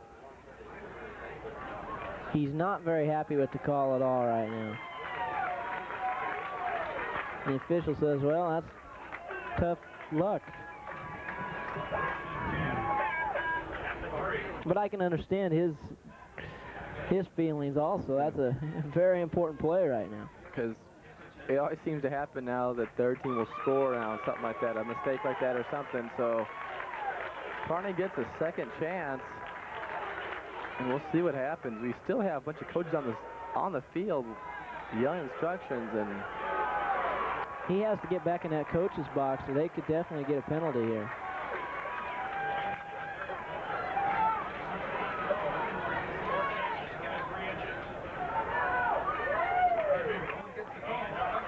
He didn't get it. And he is stopped. There's no indication of a touchdown, and the players from the South Dakota State acted like it was a fumble and they recovered, but the referee said no. They're it's second down. I think you just quarterback sneak it here. I mean, if the tip's on the goal line, so to speak, or it would have been a touchdown, but they got to just go bull over there, Russ, and bring home 6 points. And he will wait, and a pass, touchdown. Russ Harvey to Travis Boline. Nice timing pattern to Boline, and that call still surprised me. I thought they'd probably just run it three or four times. Yeah, the defensive back had his back towards Russ Harvey, so he had no idea the ball was coming. Just whenever the receiver turned, he didn't even know that was even coming. So 6 points go on the board for the Kearney State Lopers, and now the coaching staff is really kind of disgusted at the referees now. What a big play that penalty turned out to be. So Grauerholtz in to add the extra point. And the Cook is good, so the Lopers go up 21-14 with 7:44 left to go in the third quarter. That was just a super drive by Kearney State. You like to see that first drive of the second half, and they ate up half the third quarter with that drive. So their running game showed up a little bit, and the passing game was also there. So it's just an all-around good drive engineered by Russ Harvey and the rest of the Lopers. Now that's kind of given the defensive time. You got the whole halftime plus 7 minutes and 16 seconds to rest. So you got this defense has got to get fresh, ready to go. They've been sitting down, relaxing, ready to get back up. Now loosened up, ready to go. So it's going to be a plus when they get out there. So Grauerholtz will kick it off to Brickman, who's had a couple decent kickoff returns. But Grauerholtz has the wind here, so I look for him to put this one very deep.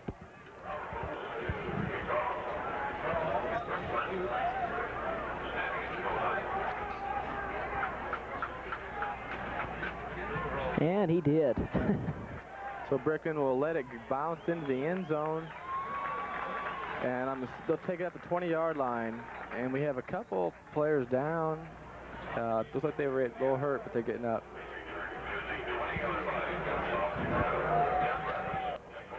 So the South Dakota State Jackrabbits will get their first possession of the second half. And it looks to be Shane Bowman back out at quarterback. You know, I'd kind of doubt. Maybe they're still looking for a starting quarterback. Maybe they're looking to trying to get in the field and see going into the second game of the season who they really want. It's back there. Not something you see a lot. A quick trap up the middle. Trying to strip the ball, Kearney State defense does. Hit by Darren Gunn and a bunch of other lopers. Matt Kurtenbach with the run and picks up about 3 or 4 yards. We have an injured loper. That's Darren Gunn. He comes off. Looks like he might just got a little hit in the funny bone or something in the leg. Andy Falk will come in and replace him. He's from Albion, a sophomore, 230-pound defensive end who will play middle linebacker right now.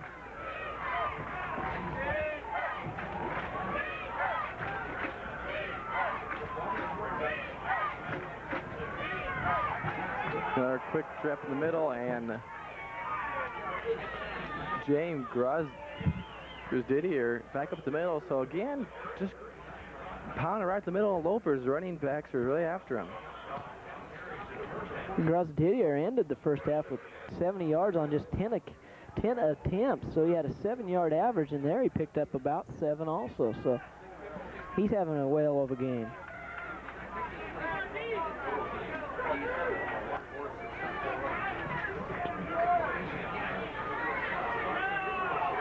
Grosdidier again with the ball, and we have a fumble, and I believe they're going to call him down. I think he was down there. Looked like the ball caused that. Frank Millen jumped on it, and he thought he had it. 21-14, the Lopers have led it throughout. They've been tied once at 14 during halftime, but it's been, the defenses have been pretty much non-existent compared to the offenses today. Kind of both offenses are moving the ball at will. Nice defensive play. I believe that is Mike Arnold. Just hit it, timed out perfect and let the ball loose. That's exactly how a cornerback should be right there. Tight coverage all the way and had a chance to make a break for the ball and did it.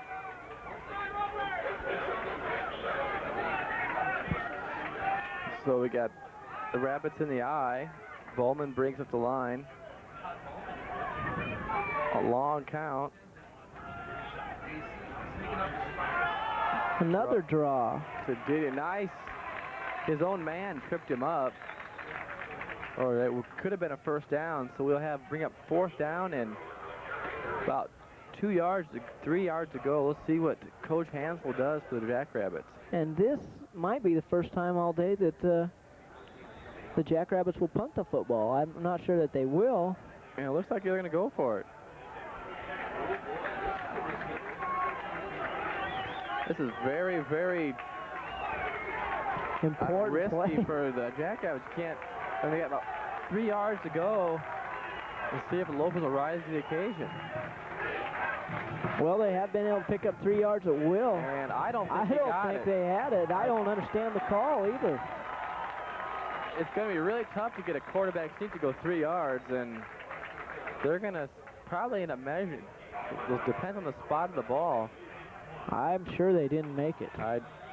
They had to get to the 44-yard line for the first down, and it looks like it's going to be tough. It's tough to tell up from up here.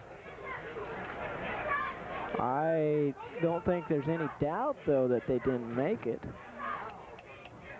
They'll bring in the chains. Obviously, it's close enough to measure, and probably the Jackrabbits asked for a measurement. on this important of a game, they're down by 7 with 5 minutes left to go. You're going to have to get a spot or a check on see if they got it or not. And they did not get it. Great. So, go ahead. Sorry. Great defensive stop by the Kearney State Loafers. First time today the Loafers have met the challenge on defense, and that could be very costly later on for the Jackrabbits if Kearney State would get the score now. That could be due to the fact that they sat out for the first half of the first half, or second half, if that makes any sense. That they kept the whole halftime to sit in the first part of the third quarter. So Russ Harvey comes back out the field, ready to start business again. He'll fake up the middle and go plenty of time, hit Omar Rogers across the middle, and he's got a lot of daylight down to the 25-yard line. First down and 10 again. Omar is up. This is kind of a great, time to see the Loafers have that edge. They got the ball moving. They're in that groove, just like nothing can stop them, and that's been a good feeling for the Kearney State Loafers. This offense just opens up all kinds of new excitement for the fans, let alone good plays for the players. Russ has got so many options to go to out there. He can either dump back off to his running back. He's got 3 receivers. He can take it himself. He'll hand off to Schmitz. He'll go to the left side. Schmitz cuts back up to the middle. He's down to about the 16, 17-yard line. So all aspects of the Kearney State game right now in the offense is working beautifully. Some super blocks downfield by Banks and Valine and Omar Rogers. The wide receivers throwing good blocks. The last play before this one, when Russ Harvey dumped it off to Omar Rogers, he had about 20 seconds, 30 seconds to get rid of the ball. The line's doing a wonderful job of holding off the Jackrabbits this third quarter. Down to 3:50 left to go in the third quarter. Loafers up 21-14. Trap up the middle to Schmitz, and he gets down to the 10-yard line, so just moving the ball at will.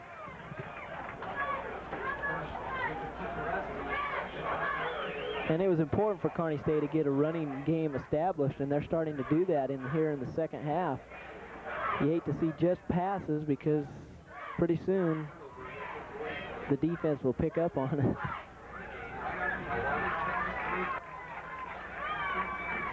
And it seems like when the running game gets going, the person that's in there gets it going has got to be Greg Schmitz. He does a fine job back there.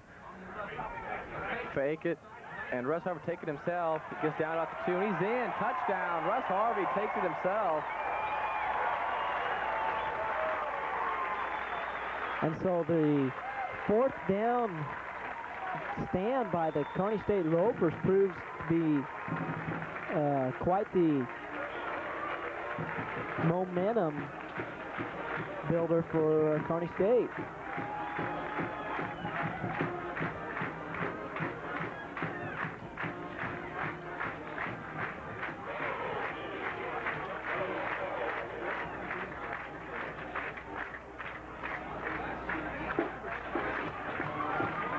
So the extra point is good by Grauerholtz, and the Loafers lead by 14 points, 28-14, with 3:23 left to go in the third quarter. A 5-play drive covering 44 yards with Russ Harvey taking it the final 10 yards himself. What can you say about him, Mitch? We see it all last year. You know, the game gets in the grind. He always rises to the occasion with the pass, the run. You know, even a block or two once in a while, he does all right. Yeah, that was a very nice play by Russ Harvey. He's thrown the ball well, and he continues to have that mobility to run the ball, and he likes to run it and dish out a little punishment. I know Coach Hansel from South Dakota State has to be just burning up inside right now at his decision to go for it on fourth down. And especially looking at the quarterback sneak, trying to get 3 yards on a quarterback sneak is just next to near impossible. So Grauerholtz will kick it off again to Brickman. And I look for him to kick it deep again with that wind behind him, and I'm sure Coach Boroff would like to see it very deep. So, and he does, and we have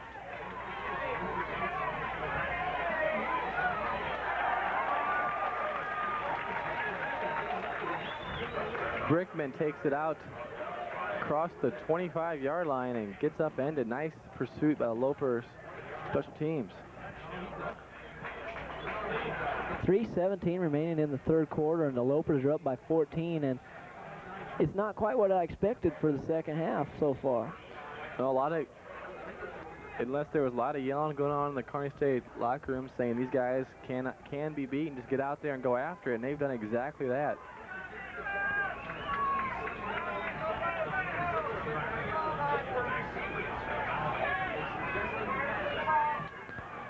So, Bowman again at quarterback again. And he's back to pass. And it's broken up by Volkolek, I believe. That pass should have been caught. Yes, DJ Volkolek, a 6'1", 200-pound sophomore from Lincoln Northeast. Or excuse me. Yes, a sophomore.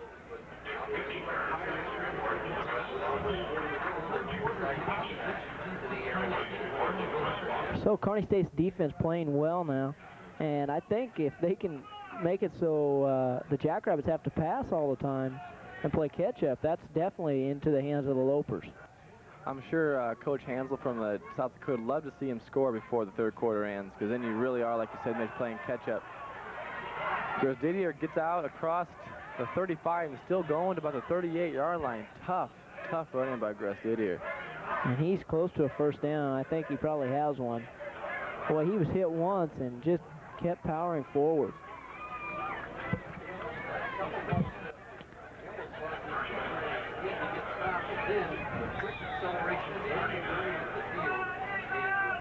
So it's a first down for the Jackrabbits at the 39-yard line.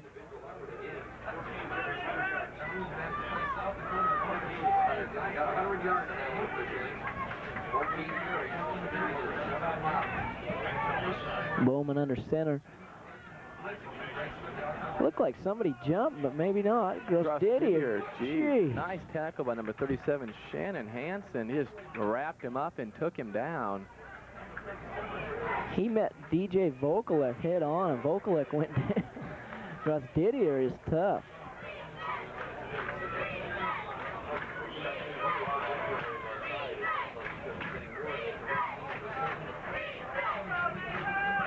So again, 5 yards on the ground for Didier. 3 receivers, 2 backs. That's a little new set for the Jackrabbits and the eye. We have a tight end split out to the far side for the Jackrabbits. Fake up the middle, and Volkolek again takes somebody on head on and brings him down himself at the 50-yard line. Volkolek doesn't look like he feels very good right now. He's making too many tackles at that safety spot. First down. That's probably why he likes to be back. He likes to hit the people and kind of dish out the punishment.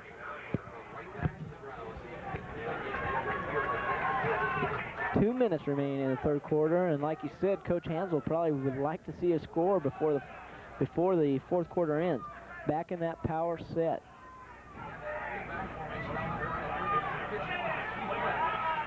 Klinger on the outside turns the corner and gets out about the 41-yard line, about a yard short of the first down. There again we see Klinger, the freshman, come in and just kind of add a little more spark to the Jackrabbits' offensive backfield. He was out and turned that corner very quickly. A lot of speed on Klinger. That's something that the Lopers have to take into consideration, because guys like Klinger or Didier, they can just turn that corner and they're gone. So you got to be, the defense has got to be really up and ready to go and kind of pursue real well on something like that.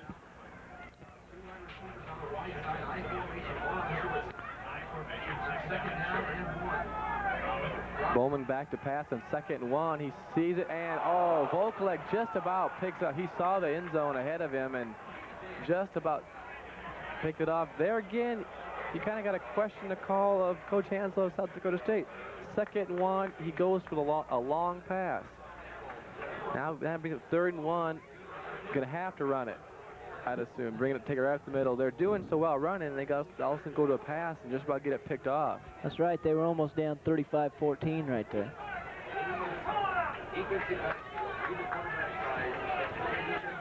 With their running game, They've moved the ball at will. They just will keep it on the ground. I think Klinger will pick up the first down. We're straight on with the markers, and I think he got across that marker. Depends on his spot, and it looks like he got kind of a poor spot.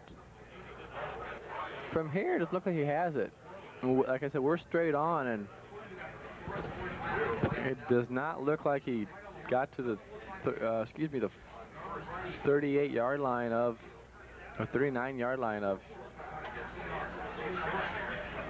Well, they just about have to go for it again now. And maybe the quarterback sneak will work this time where it's half a yard. And they did not get it. Garland Bryant signaling no, and he has the back of the quarterback at him and everything. So, but he's right. They did not. They're inches or whatever you want to say, a toenail from, I guess, the first down.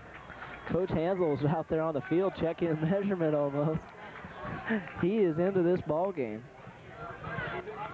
They traveled a long way. That's about an 8 to 10 hour drive.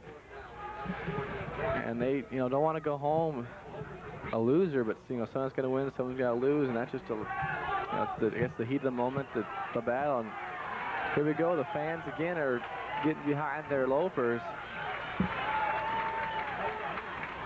And yeah, he got it with the second effort. The second effort by Bowman gets him the first down, but initially he was stopped at the line of scrimmage. Boy, that was a great surge by the Kearney defense, though. And good second effort by Bowman to pick up the first down.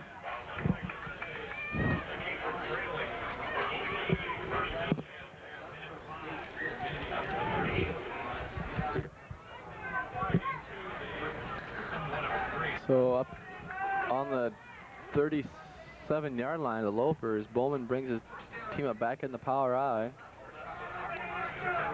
Pitches it to Didier, and he's swung down on the 36-yard line, 37-yard line. A pick of 1 yard. Nice pursuit by Garland Bryan, who came clear across the field and made that hit. A lot of speed and a lot of length in his arms there to reach out and grab Didier. Third quarter about to come to an end. Looks like there'll be one more play at least.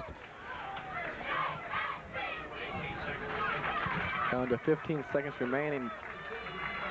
Bowman hopes to get this play off. Second down and 9. We got two receivers out. Got a man wide open underneath, and he hits him, but he's hit good by Greg Smith. Has hit him hard. So that will bring to end the third quarter. Lopers ahead 28-14. You're watching Kearney State football on KSTV channel 25. We'll be back to the final quarter right after this.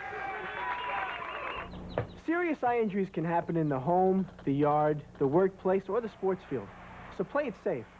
Wear heavy-duty safety glasses or goggles like these when using tools that could send particles flying. Wear impact-resistant sports goggles when playing racket sports, basketball, or any game in which your eyes can be hit by a flying object or by another player. This simple precaution can save your sight. A message for eye safety from the Will Rogers Institute, White Plains, New York. Welcome back to Foster Field. I'm Kevin Dominic along with Mitch Rogers. The Lopers lead at Jackrabbits 28-14. In that third quarter, Mitch, we saw the Lopers really establish themselves on the offensive end and did a great job stopping them on the defense side on one time. Well, Kearney State controlled the ball for most of the third quarter, probably 11 minutes worth, and that is a big key, and that helps the Loper defense. The longer Kearney State has the ball, the defense doesn't get as tired, and right now they're showing pretty good ability to stop the Jackrabbits right now. Jackrabbits' running game is not quite as effective as it was earlier, but it is still pounding away at the Loper defense, and so it's going to be interesting to see how this fourth quarter winds down the game. We had Bowman in there at quarterback still.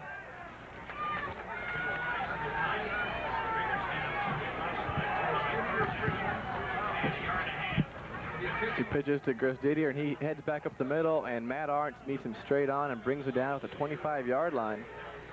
Looked like Jeff Ortmeyer was held there. It just looked like he couldn't shake his man no matter what. Threw him from side to side, and it was like he was trying to swat a fly off of him. Couldn't get rid of him.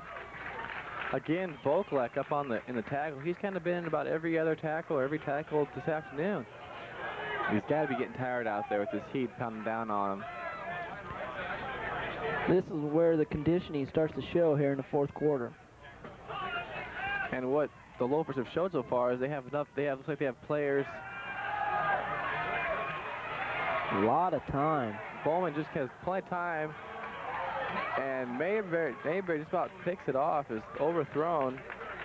Mike Botel couldn't make the catch. It was too high.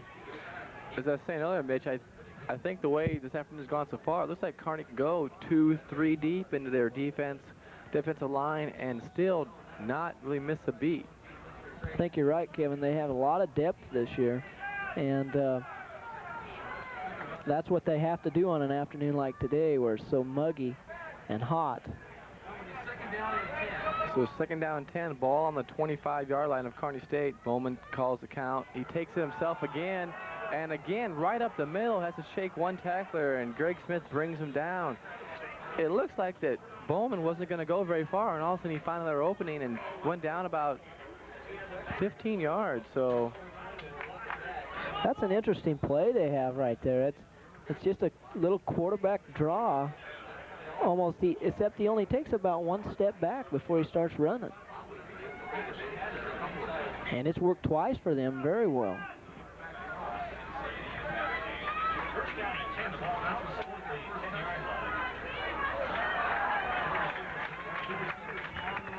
So Bowman brings them up in the I formation, pitch to Gus Didier, trying to get to the corner. Nice pursuit by the Kearney State. Look, it looks like he was going to take the ball out to pass it.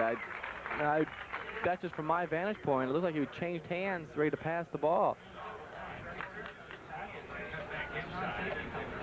So that's probably one of the better plays on defense we've seen today from Kearney State, and they need to do that down deep in their own territory.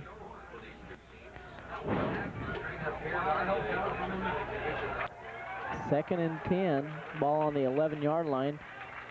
The Jackrabbits can get a first down at the 1 if they have to. So Bowman calls the count the lone back. Back to pass, hits Brickman across the middle, and can he get in? No, nice tackling. DJ Vokalek hung on for dear life and finally brought him down. Got a little help, but that'll bring up 3rd and 1.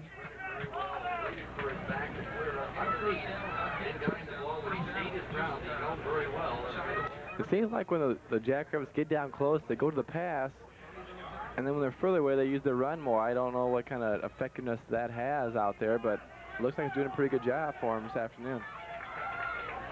I look for them to run it here. If they pass it here, I would be very surprised.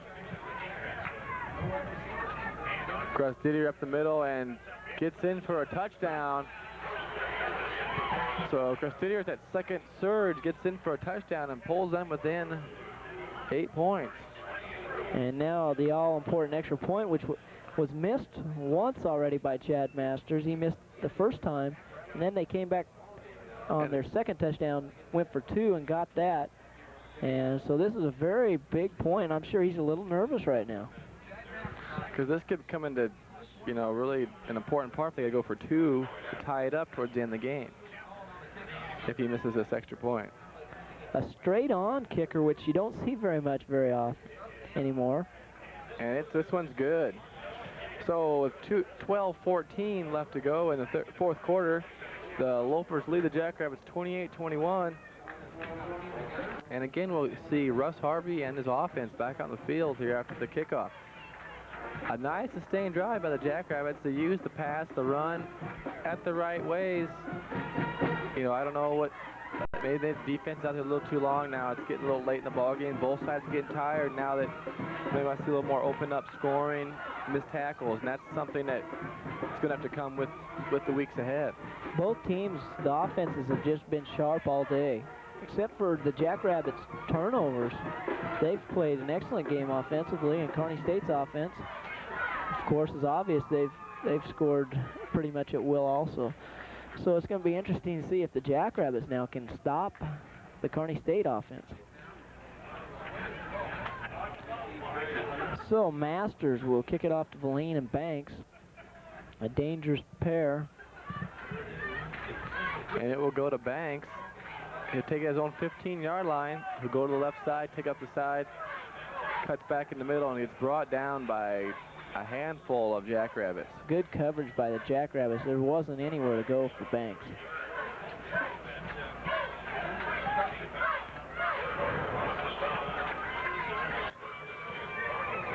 I'd have to say if Russ Harvey can keep a nice sustained drive, use up about 8 minutes, 9 minutes of the clock, come away with the field goal, this game's pretty much in the hands of the Lopers. Definitely. If they could get another score here, at least a field goal, it's obvious the Jackrabbits aren't a team that can play catch-up real well. And so that's what Kearney State wants to do right now, just get a few points on the board. He's going deep. And he's sacked at the line of scrimmage, 20. It looks like that he had Valine down the sidelines but didn't see him. I don't know. He looks like he had Banks in his mind all the way, and Banks was covered well by one of the defensive backs for the Jackrabbits. So he does manage to get back to the line of scrimmage, and so they'll bring up 2nd and 10. Important series for the Lopers here. They need to control the ball for a while. That defense is tired right now, and Doug Banks is way offside. This is all for naught, I guarantee. Oh, and throw the flag. No, he's not going to. Boy, I don't know. That was Banks was in the white box there on the sideline, and they swung Banks down. We'll have movement on Doug Banks. Boy, that was a very questionable call on the sidelines, though. Could have very well been a penalty.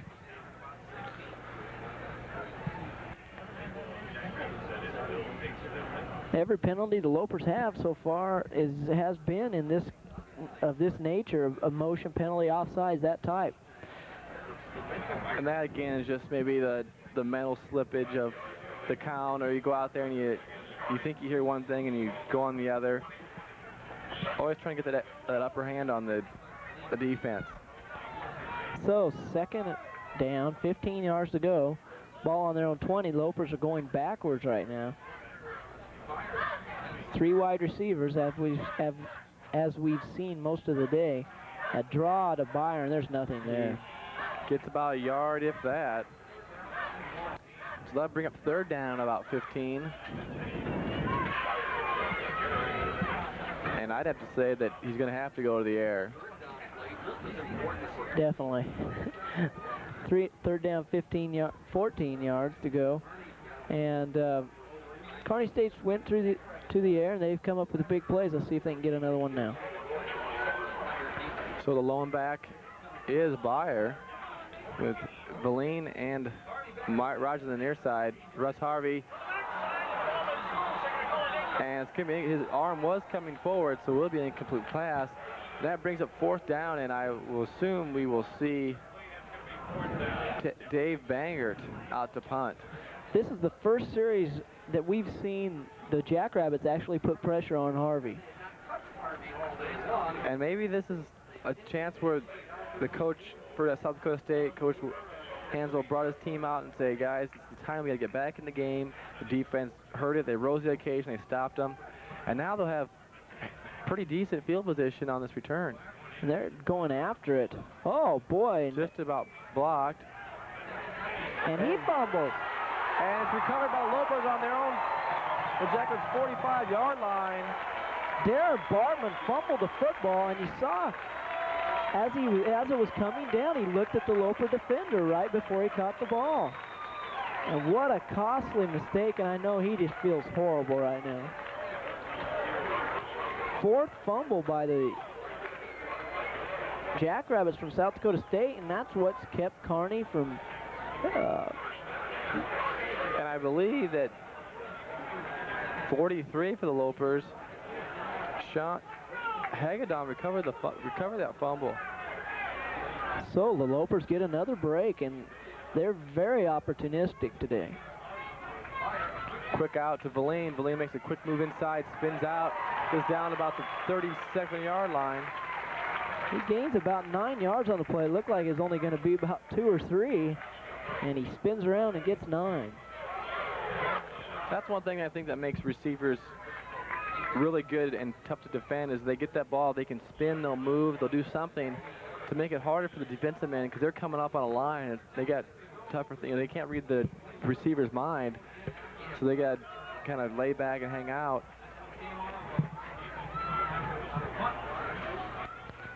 So Harvey brings up the 3 wide receivers. Smith's back in motion again.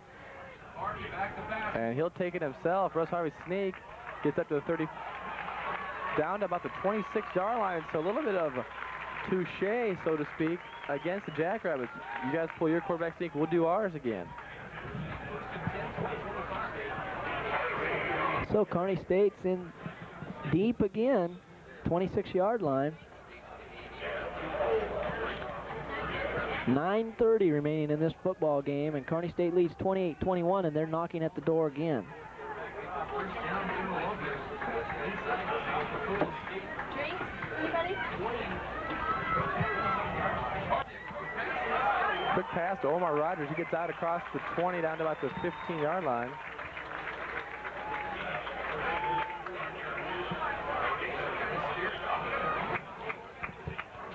Second down and 1 yard, about 2 yards to go for the first down, and the Lopers look sharp again on offense. They kind of, mainly I think they broke down back here with the penalties, and that kind of hurt them the last series of plays. Now they get that extra break, and they can't afford to pass that one up. Single setback is Bridge. And this one is over on the left side. Right side is the right side. Leads there, base on top. Hand off to Schmitz, go to the right side, and gets about 3 yards, and I believe he held the first down. He's tackled by Steve Rosso, getting in there and stopping Schmitz, and that's hard to do one-on-one. First down, 10 to go at the 18-yard line. And the Lopers like to eat some clock right now.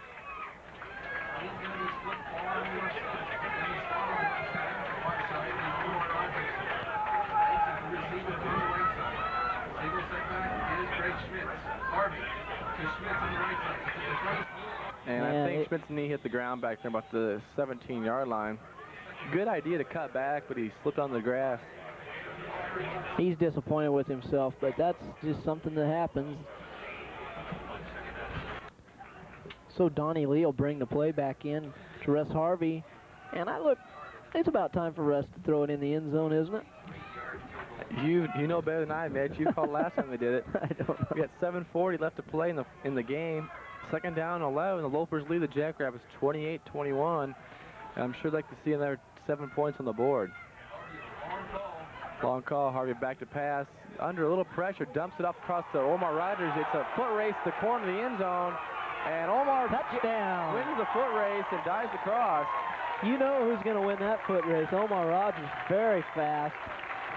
And Harvey's got his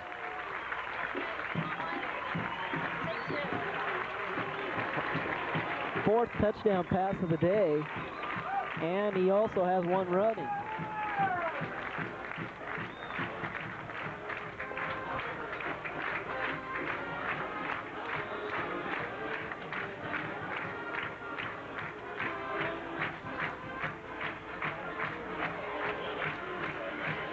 So Grauer in to attempt the extra point.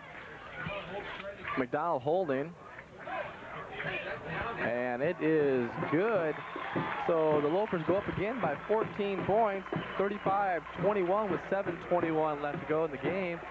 And again, Russ Harvey had plenty of time to get rid of the ball. A great compliment for his offensive line. As you see them come up the field, he's out there giving them the high fives. He appreciates the protection because I'm sure you don't want to be hit back there. That's the third time that Kearney State has converted on a turnover for a touchdown.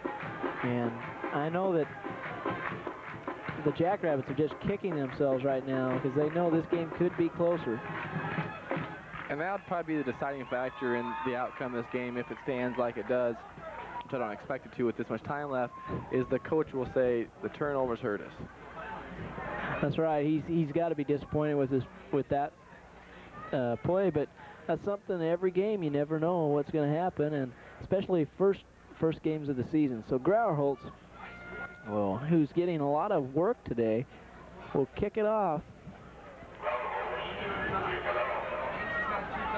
And it looks like, not sure who's deep right now. Mike Myers, a freshman, but he's not returning. It'll be Brickman returning it. He's got a little room. And it seems like Brickman just kind of scoots out across, and every return he's had has got out to the 35, 40-yard line. So that's something Coach Boroff will want to work on in a little bit, is special team coverage.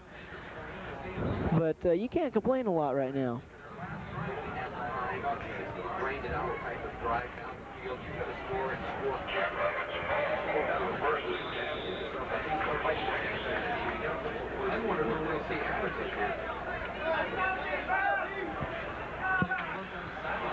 So let's see if the Lopers can stop the Jackrabbits and just kind of run the clock out, or get the ball back and then run the clock out and finish this game off and bring the Lopers victory home. The Jackrabbits definitely are having to play catch-up now. They got 4 wide receivers. Bowman's still in there. He rolls right, and completes a pass to the 48-yard line to number 86. They're in that hurry-up offense. Darren Bardeman. And the chains will have to move, so they had to wait until the chains move. But the clock does stop at that point, so that's a plus for the Jackrabbits. Bowman steps back, hits Myers, and I believe he was down back about the 45-yard line, but they gave him the benefit and gets to the 43. Again, a hurry-up offense. New players in for Lopers. A little fresh squad. Kearney State's kind of in a prevent-type defense, and I don't think that's a good idea. I think you just have to play your straight D. And we'll have, I believe, offsides on the South Dakota State Jackrabbits.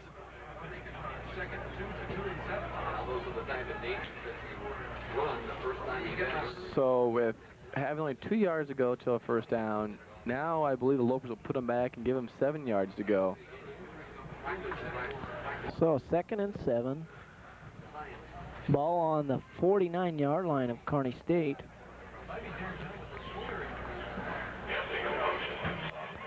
And I was noticing earlier, Mitch, we've lost, the Lopers have 2 players that were playing. There are one's on crutches and one has a shoulder injury. I think Darren Gunn has injured his right shoulder, and Marvin Watts from Colorado, a defensive tackle, is on crutches. Something with his left knee. We'll find out more about it and get back to you. Hopefully those are not serious injuries. Because next week, and they sack Bowman, number 92, Jeff Ortmeyer with the sack, and that just got to almost ensure the victory here for Lopers. They were first, 2nd and 2, now they're 3rd and about 15 yards, 20 yards, if give or take. And again, they're in the hurry-up offense.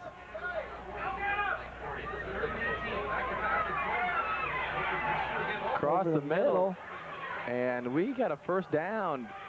Grisdidier picks up the first down. So that's kind of back in the, Kearney State had them deep in their own territory, and then all of a sudden they give up a long pass for a first down. So the chains will move with 5:30 left to go in the 4th quarter. The Jackrabbits continue. If they need a big play, just go to Grisdidier. He seems to be the workhorse for every phase of their offense. With five and a half minutes left in this game, it's not over yet. Grufstadier went out, and Paul Klinger came in, so a little more quickness out there. We have a fullback now. Number 40, Floyd's in at fullback. The 4 receivers, Bowman back to pass. Across the middle, Myers catches it about the 25-yard line, and they're in their hurry-up offense. That's kind of throwing Kearney for a little loop, I have to see, you know. Kearney State's giving the receivers way too much cushion right now. I realize you can't let them behind you and get the big play, but they're leaving the open so wide, so much room in the middle that the Jackrabbits are willing to take advantage of it. So Meyer escapes a tackle, and Greg Smith just holds on to bring him down, and that would have been a touchdown for the Jackrabbits. What a strong grip he had on that shirt. A lot of strength there to hold on to Mike Myers, keep him from the end zone. And we have get the player off the field real quick before the snap of the ball, and he gets off just in, and they didn't get off in time, I don't believe. No, I think Kearney State called a timeout before, and they did. They called a timeout. The number 22, Dave Banger, defensive back, Bowman was getting underneath the center, and Banger just took off from the middle of the field to get off, and just got off just in time. And I'll tell you, Coach, his name eludes me right now, Hansel is not happy at all at the officials for stopping that. Well, with 4:40 left to go, Loper's up 35-21. You know, I don't know, the defense, I always got to disagree with what Coach Boroff was doing, but then again, I'm up here and he's down there. You look at it and you think, you know, give them the 7 points and have your offense come out and run the clock out, but, you know, a fumble here or an interception here, they're right back in the ball game. That's right.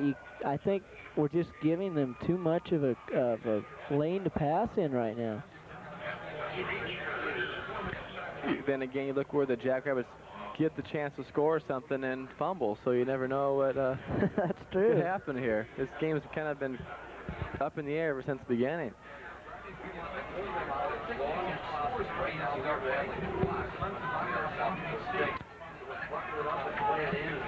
So 4:48 remaining in this football game. Kearney State's up by 14 points, but the Jackrabbits will not go away. They're knocking at the door at the first down at the 10-yard line of Kearney State. And if they get a score here, kick the ball, stop the Lopers, it's anybody's ball game. And they do have the 3 timeouts left. That's right. And then Kearney has 2, so this has definitely not been a defensive battle. But in a way, it's going to come down to the defense. And making things interesting, I think.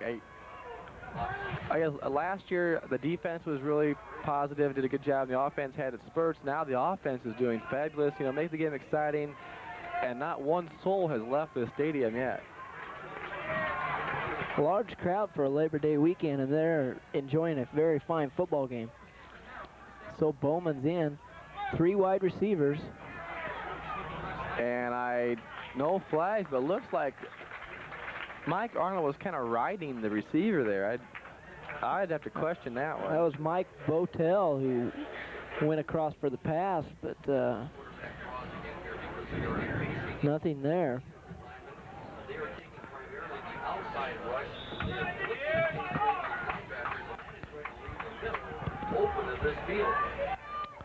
So Bowman brings them up over the ball again. I wouldn't be surprised to see a quick hitter up the middle. And a quarterback sneak again. I was just thinking of what would happen, and so it's a touchdown. And I tell you, this game is not over by any stretch of the imagination. It's like a battle of wits out there. You know, Coach Boroff uses the quarterback sneak, picks up first down, but Coach Hansel started the whole thing off in the first quarter, the first half when they scored. So I don't know. I've never seen more quarterback sneaks in one game or in one season I have seen today, I think. At least none that worked as well as what the Jackrabbits have. So 35-27. Chad Masters in to make the point after. Oh, and it was a low kick, but he got it And through. it's good, so 35-28 with 4:40 left to go. This game ain't over, folks, so keep tuned. You're watching Kearney State football on KSTV, cable channel 25. Want to do something really nice for your friends? Next time you go out with them, if they're going to be drinking alcohol, offer to be the designated driver for the evening. That means you stick to non-alcoholic drinks and drive everyone home safely.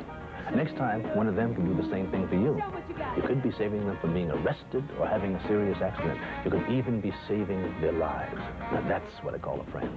For more information on drinking and driving, write the Will Rogers Institute, White Plains, New York.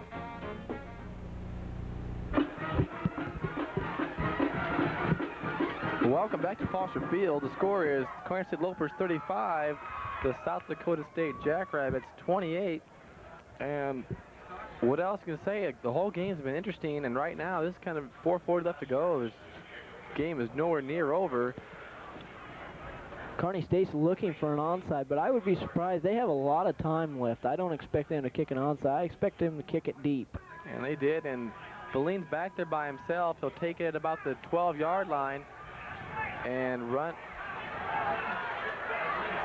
And his speed, he's going to make the corner and get a little extra yardage out of it. Out of bounds at the 30-yard line, so a pickup about 20 yards. Great return from where he started off. He started at the 10 on the near side, made to the 30 on the far side. That's more than a 20-yard gain, I have to say. That's right. Now, what Russ Harvey has to do is be very careful where he throws the football. I look for them to run the ball, but you can't be too conservative. I agree, Mitch. What we were saying during the commercial was they run it 3 times and they got to maybe punt it.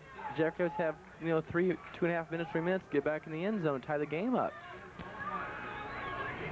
I just throw the quick out to Valine right there where he was at. Yeah, he is throwing the out, but not a good throw. At least he threw it far enough that no one was going to get it. So 4:25, and that stops the clock. That's a painful thing for the Lopers. The Lopers have 2 timeouts left, and the Jackrabbits have all 3 timeouts left, so Kearney State definitely needs to pick up a few first downs there.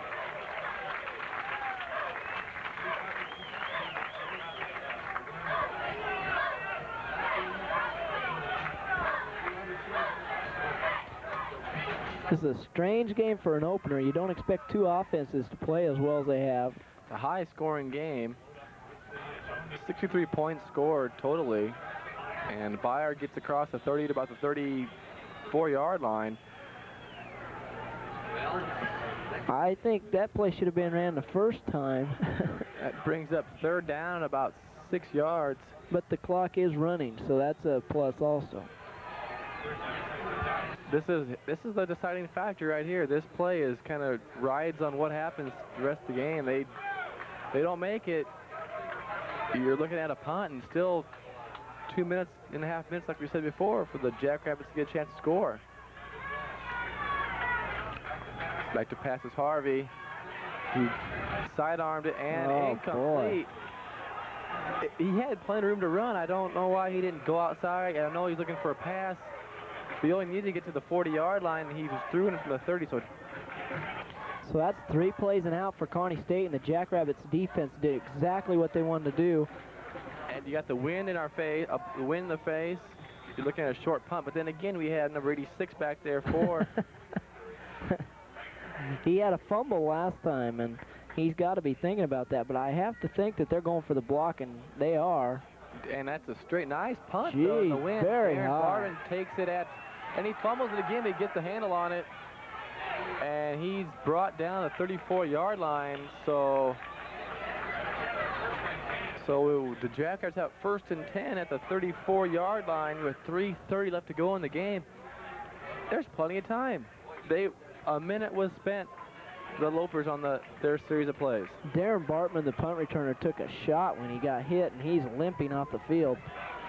3:30 remaining. Kearney State's defense has got to be getting tired. You look at it, you think, they've been out there most of this 4th quarter.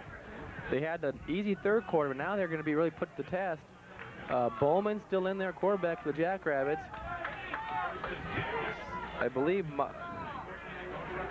I think you have to pressure Bowman. They're giving him a lot of time. And a nice a bullet by Bowman.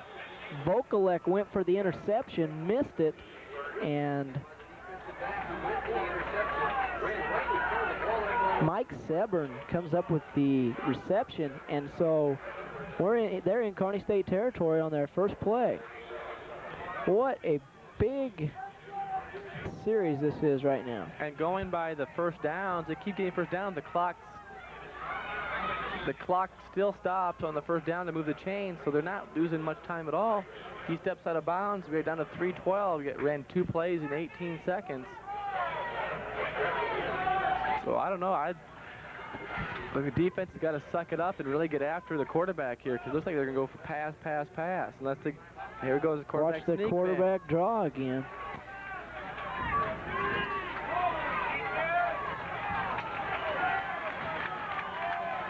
Crowd getting a little vocal again.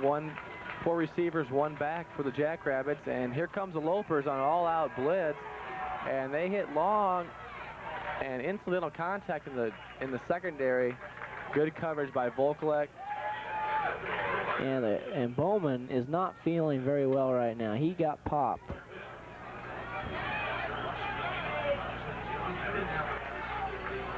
So 3rd down and about 3 yards to go for the first down. I think at this point you have to think about the first down before you can think about going for a long type play. Because there is still plenty of time on the clock. 3:07. And it's 3rd down and 3. The ball on the 40-yard line for the Jackrabbits. Again, the Lopers blitz. And Didier, I think, is just short. But boy, he is a tough runner.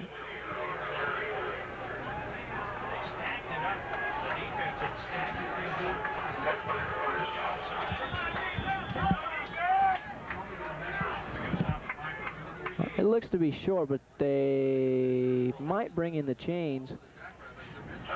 It's an important call. It'll bring up 4th and 1 if they don't get it. So this could be, we have timeout. Jackrabbits called a timeout. It is 4th and 1. They aren't going to bring out the chains. And what do you think they're going to call here, Kevin? Well, if I was them if I was Coach Hansel, I'd probably go the quarterback draw. It seems to get some yardage, every so often. It kind of catches the Lopers off guard. Or you give the ball to Grosditti and let him go out to the left side. He's been running real well to the left side all afternoon. And just hope that the Lopers rise to the occasion and get a stop here. And we're going to have both teams, complete teams, go to the sidelines and talk to the coaches. You don't see that very often out there. You usually have the captain go to the side and talk to the defensive coordinator. Both teams is over on the sidelines talking to the coach. This is a huge play for both teams. Pretty much the ball game. Although both teams have a lot of timeouts left. Both teams have 2 timeouts left. So it's not necessarily over on this play, but definitely would make a huge difference in the ball game. Kearney State has already stopped the Jackrabbits once on a short 4th down play.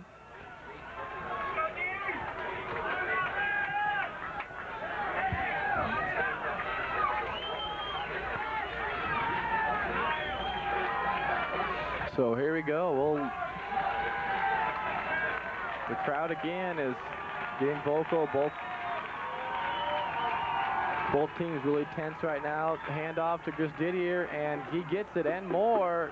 The mouthpiece goes flying, and he gets across 30-yard line out to 29. Picked up close to 10 yards on that play. Grosditter is well over 100 yards today. Big play there by Grosditter. And that's what you have to do, is go to your bread and butter.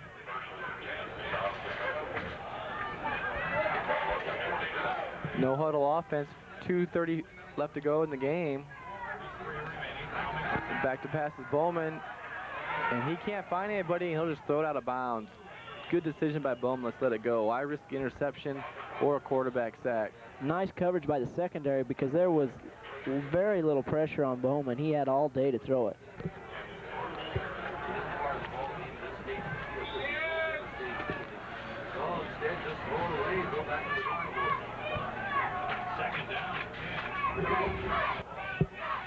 Second and 10, 2.5 minutes remaining in this game. Jackrabbits have made it to the 29-yard line of Kearney State, and Bowman looks over four-man front. No pressure again to speak of. And just in and out of the hands. Mike Bodle almost made a great catch. He had number 35. Bowman had Darren Brickman down the far side of the field in the end zone, wide open. Vokalek let him go. I was kind of surprised to see that, and Bowman never looked that direction. So it's 3rd and 10. Kearney State would definitely like to see it get to be 4th and 10. 3rd and 10, ball at 29-yard line. 2:20 left to go. Bowman looks over the defense. Will count. One setback. He'll roll. Drop straight back. Cross the middle. Nice tackle by Tony Spires. They'll be short of the first down. Myers couldn't shake Spires. And it'll be 4th down, about 3 yards. So here we go again with the nice. And we have a timeout on the field. Well, again, Mitch, here we are, 4th down, 3 yards.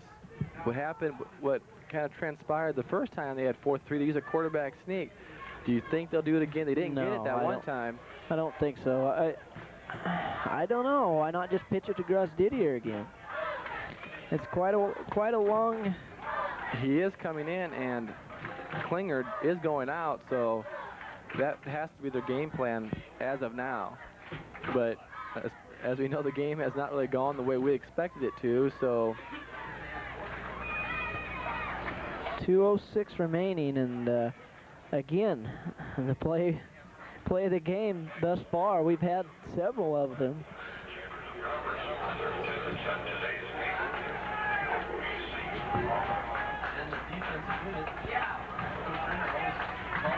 Another thing might be they might play action pass, hit a back underneath with a little pass that they've done fairly well so far.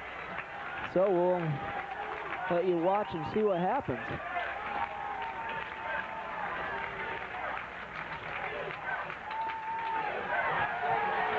Bowman, and it's broken up by Vokalek. And that would I'd say, I am assuming to say it's safe to say that's the ball game, Mitch. I don't think so. Not yet, anyway. Should be, but you never know. The way this game's been, it's hard to tell. Vokalek reached out and knocked it down. He was beat. The pass would have been lobbed up higher and let the running back run underneath it. It was good as a touchdown, but great play by Vokalek. I believe that the Jackets have one timeout remaining, so long as maybe one first down, I think I'd say that'd be it. Both hands on the football. Greg Schmitz gets the carry, and he'll eat up some clock. And they'll use every bit, and it's going to be a timeout, the final timeout called by the Jackrabbits. So I would say, unless barring a turnover, yes, this game is over. And the defense came through when they needed to come through.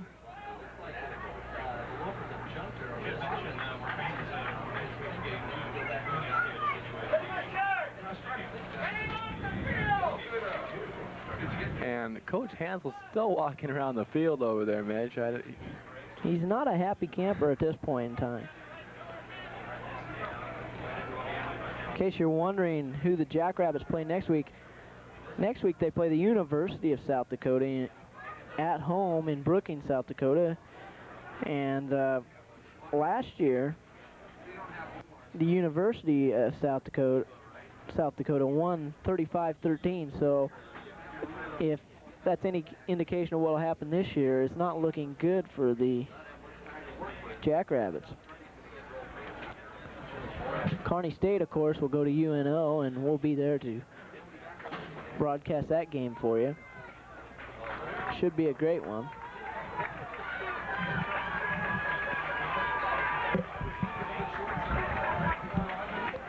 So we have 3 receivers again, just like the rest of the games entailed. Banks, Moline, and Omar Rogers with Schmitz. And we have motion, I believe, and Russ Harvey got sacked in the backfield. We'll see what the final call is, but I think someone on the Lopers team was moving. Looked like Donnie Lee jumped just a little bit, kind of moved just before the snap. And that stopped the clock. Important penalty.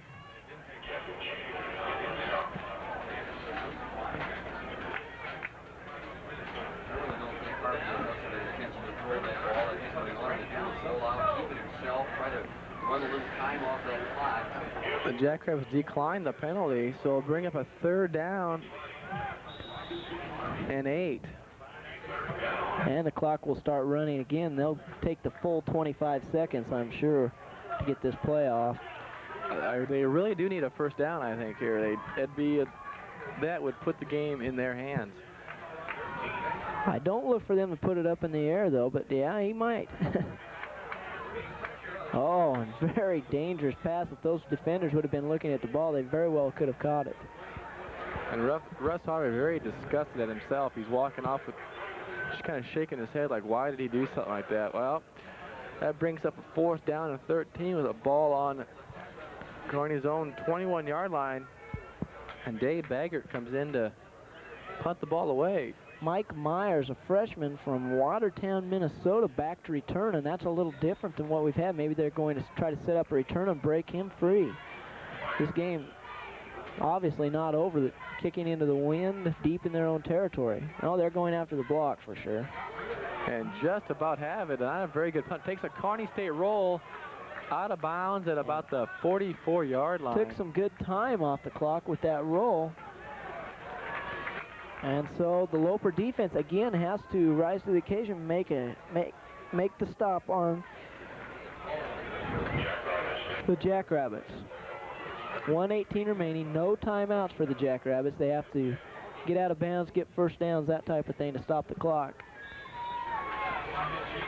But we've seen them move the ball all day, so this is definitely a possibility.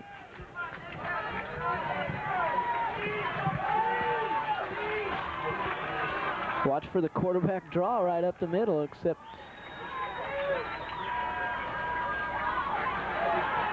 Bowman rolls out to his left. He spots up, and it's caught, I believe, by number 2, Mike Botel. Bowman just threaded 2 Kearney State defensive men and hit Botel.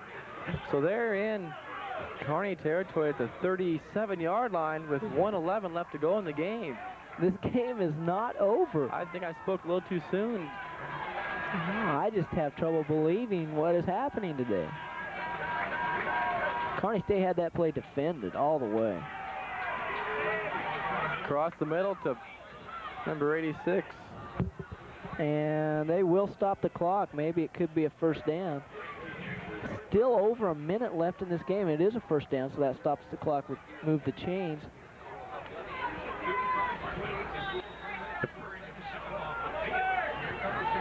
.103 remaining. 1 minute now.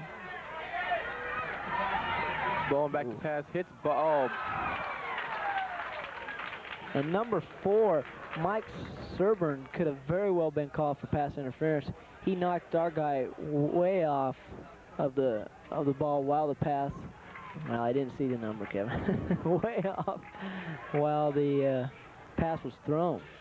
The intended receiver is number 35, Darren Brickman. I think he was looking at the sidelines a little too soon before he got the ball in his hands and tucked it away. 4 receivers for the Jackrabbits, the lone back. Myers in motion to the right side. Bowman back to pass. He sees Didier, and he stopped inbounds. A lot of times going to be 8 off here. A pick of about 2 yards, a hurry-up offense. We're down to 40 seconds left to go in the game. They have to hurry. Bowman is not in any hurry, it doesn't look like either. Cross to Didier, and he's down to about the 8-yard line. They're down to 29 seconds, but it stops the clock because the chains have to move. It's 1st down and goal to go Kearney State needs a big play right here. Something, they need to make something happen. They're very tired, obviously. Clock starts to run, 25 seconds. Bowman throws it. Klinger gets down to the 1, and this is, I don't understand. They got 15 seconds left to go, and they got to hurry. They still need to get time for next. Down to 10 seconds. Bowman gets under center, down to 8 seconds. He drops it, and that'll be it. That'll be it. The clock will run out. And that is the ball game out there. What a finish. The fumbles are obviously why Kearney won this game. Not that they didn't play good. They played great. I don't understand what... The players are just dead tired out there. Some of them are just laying out on the ground.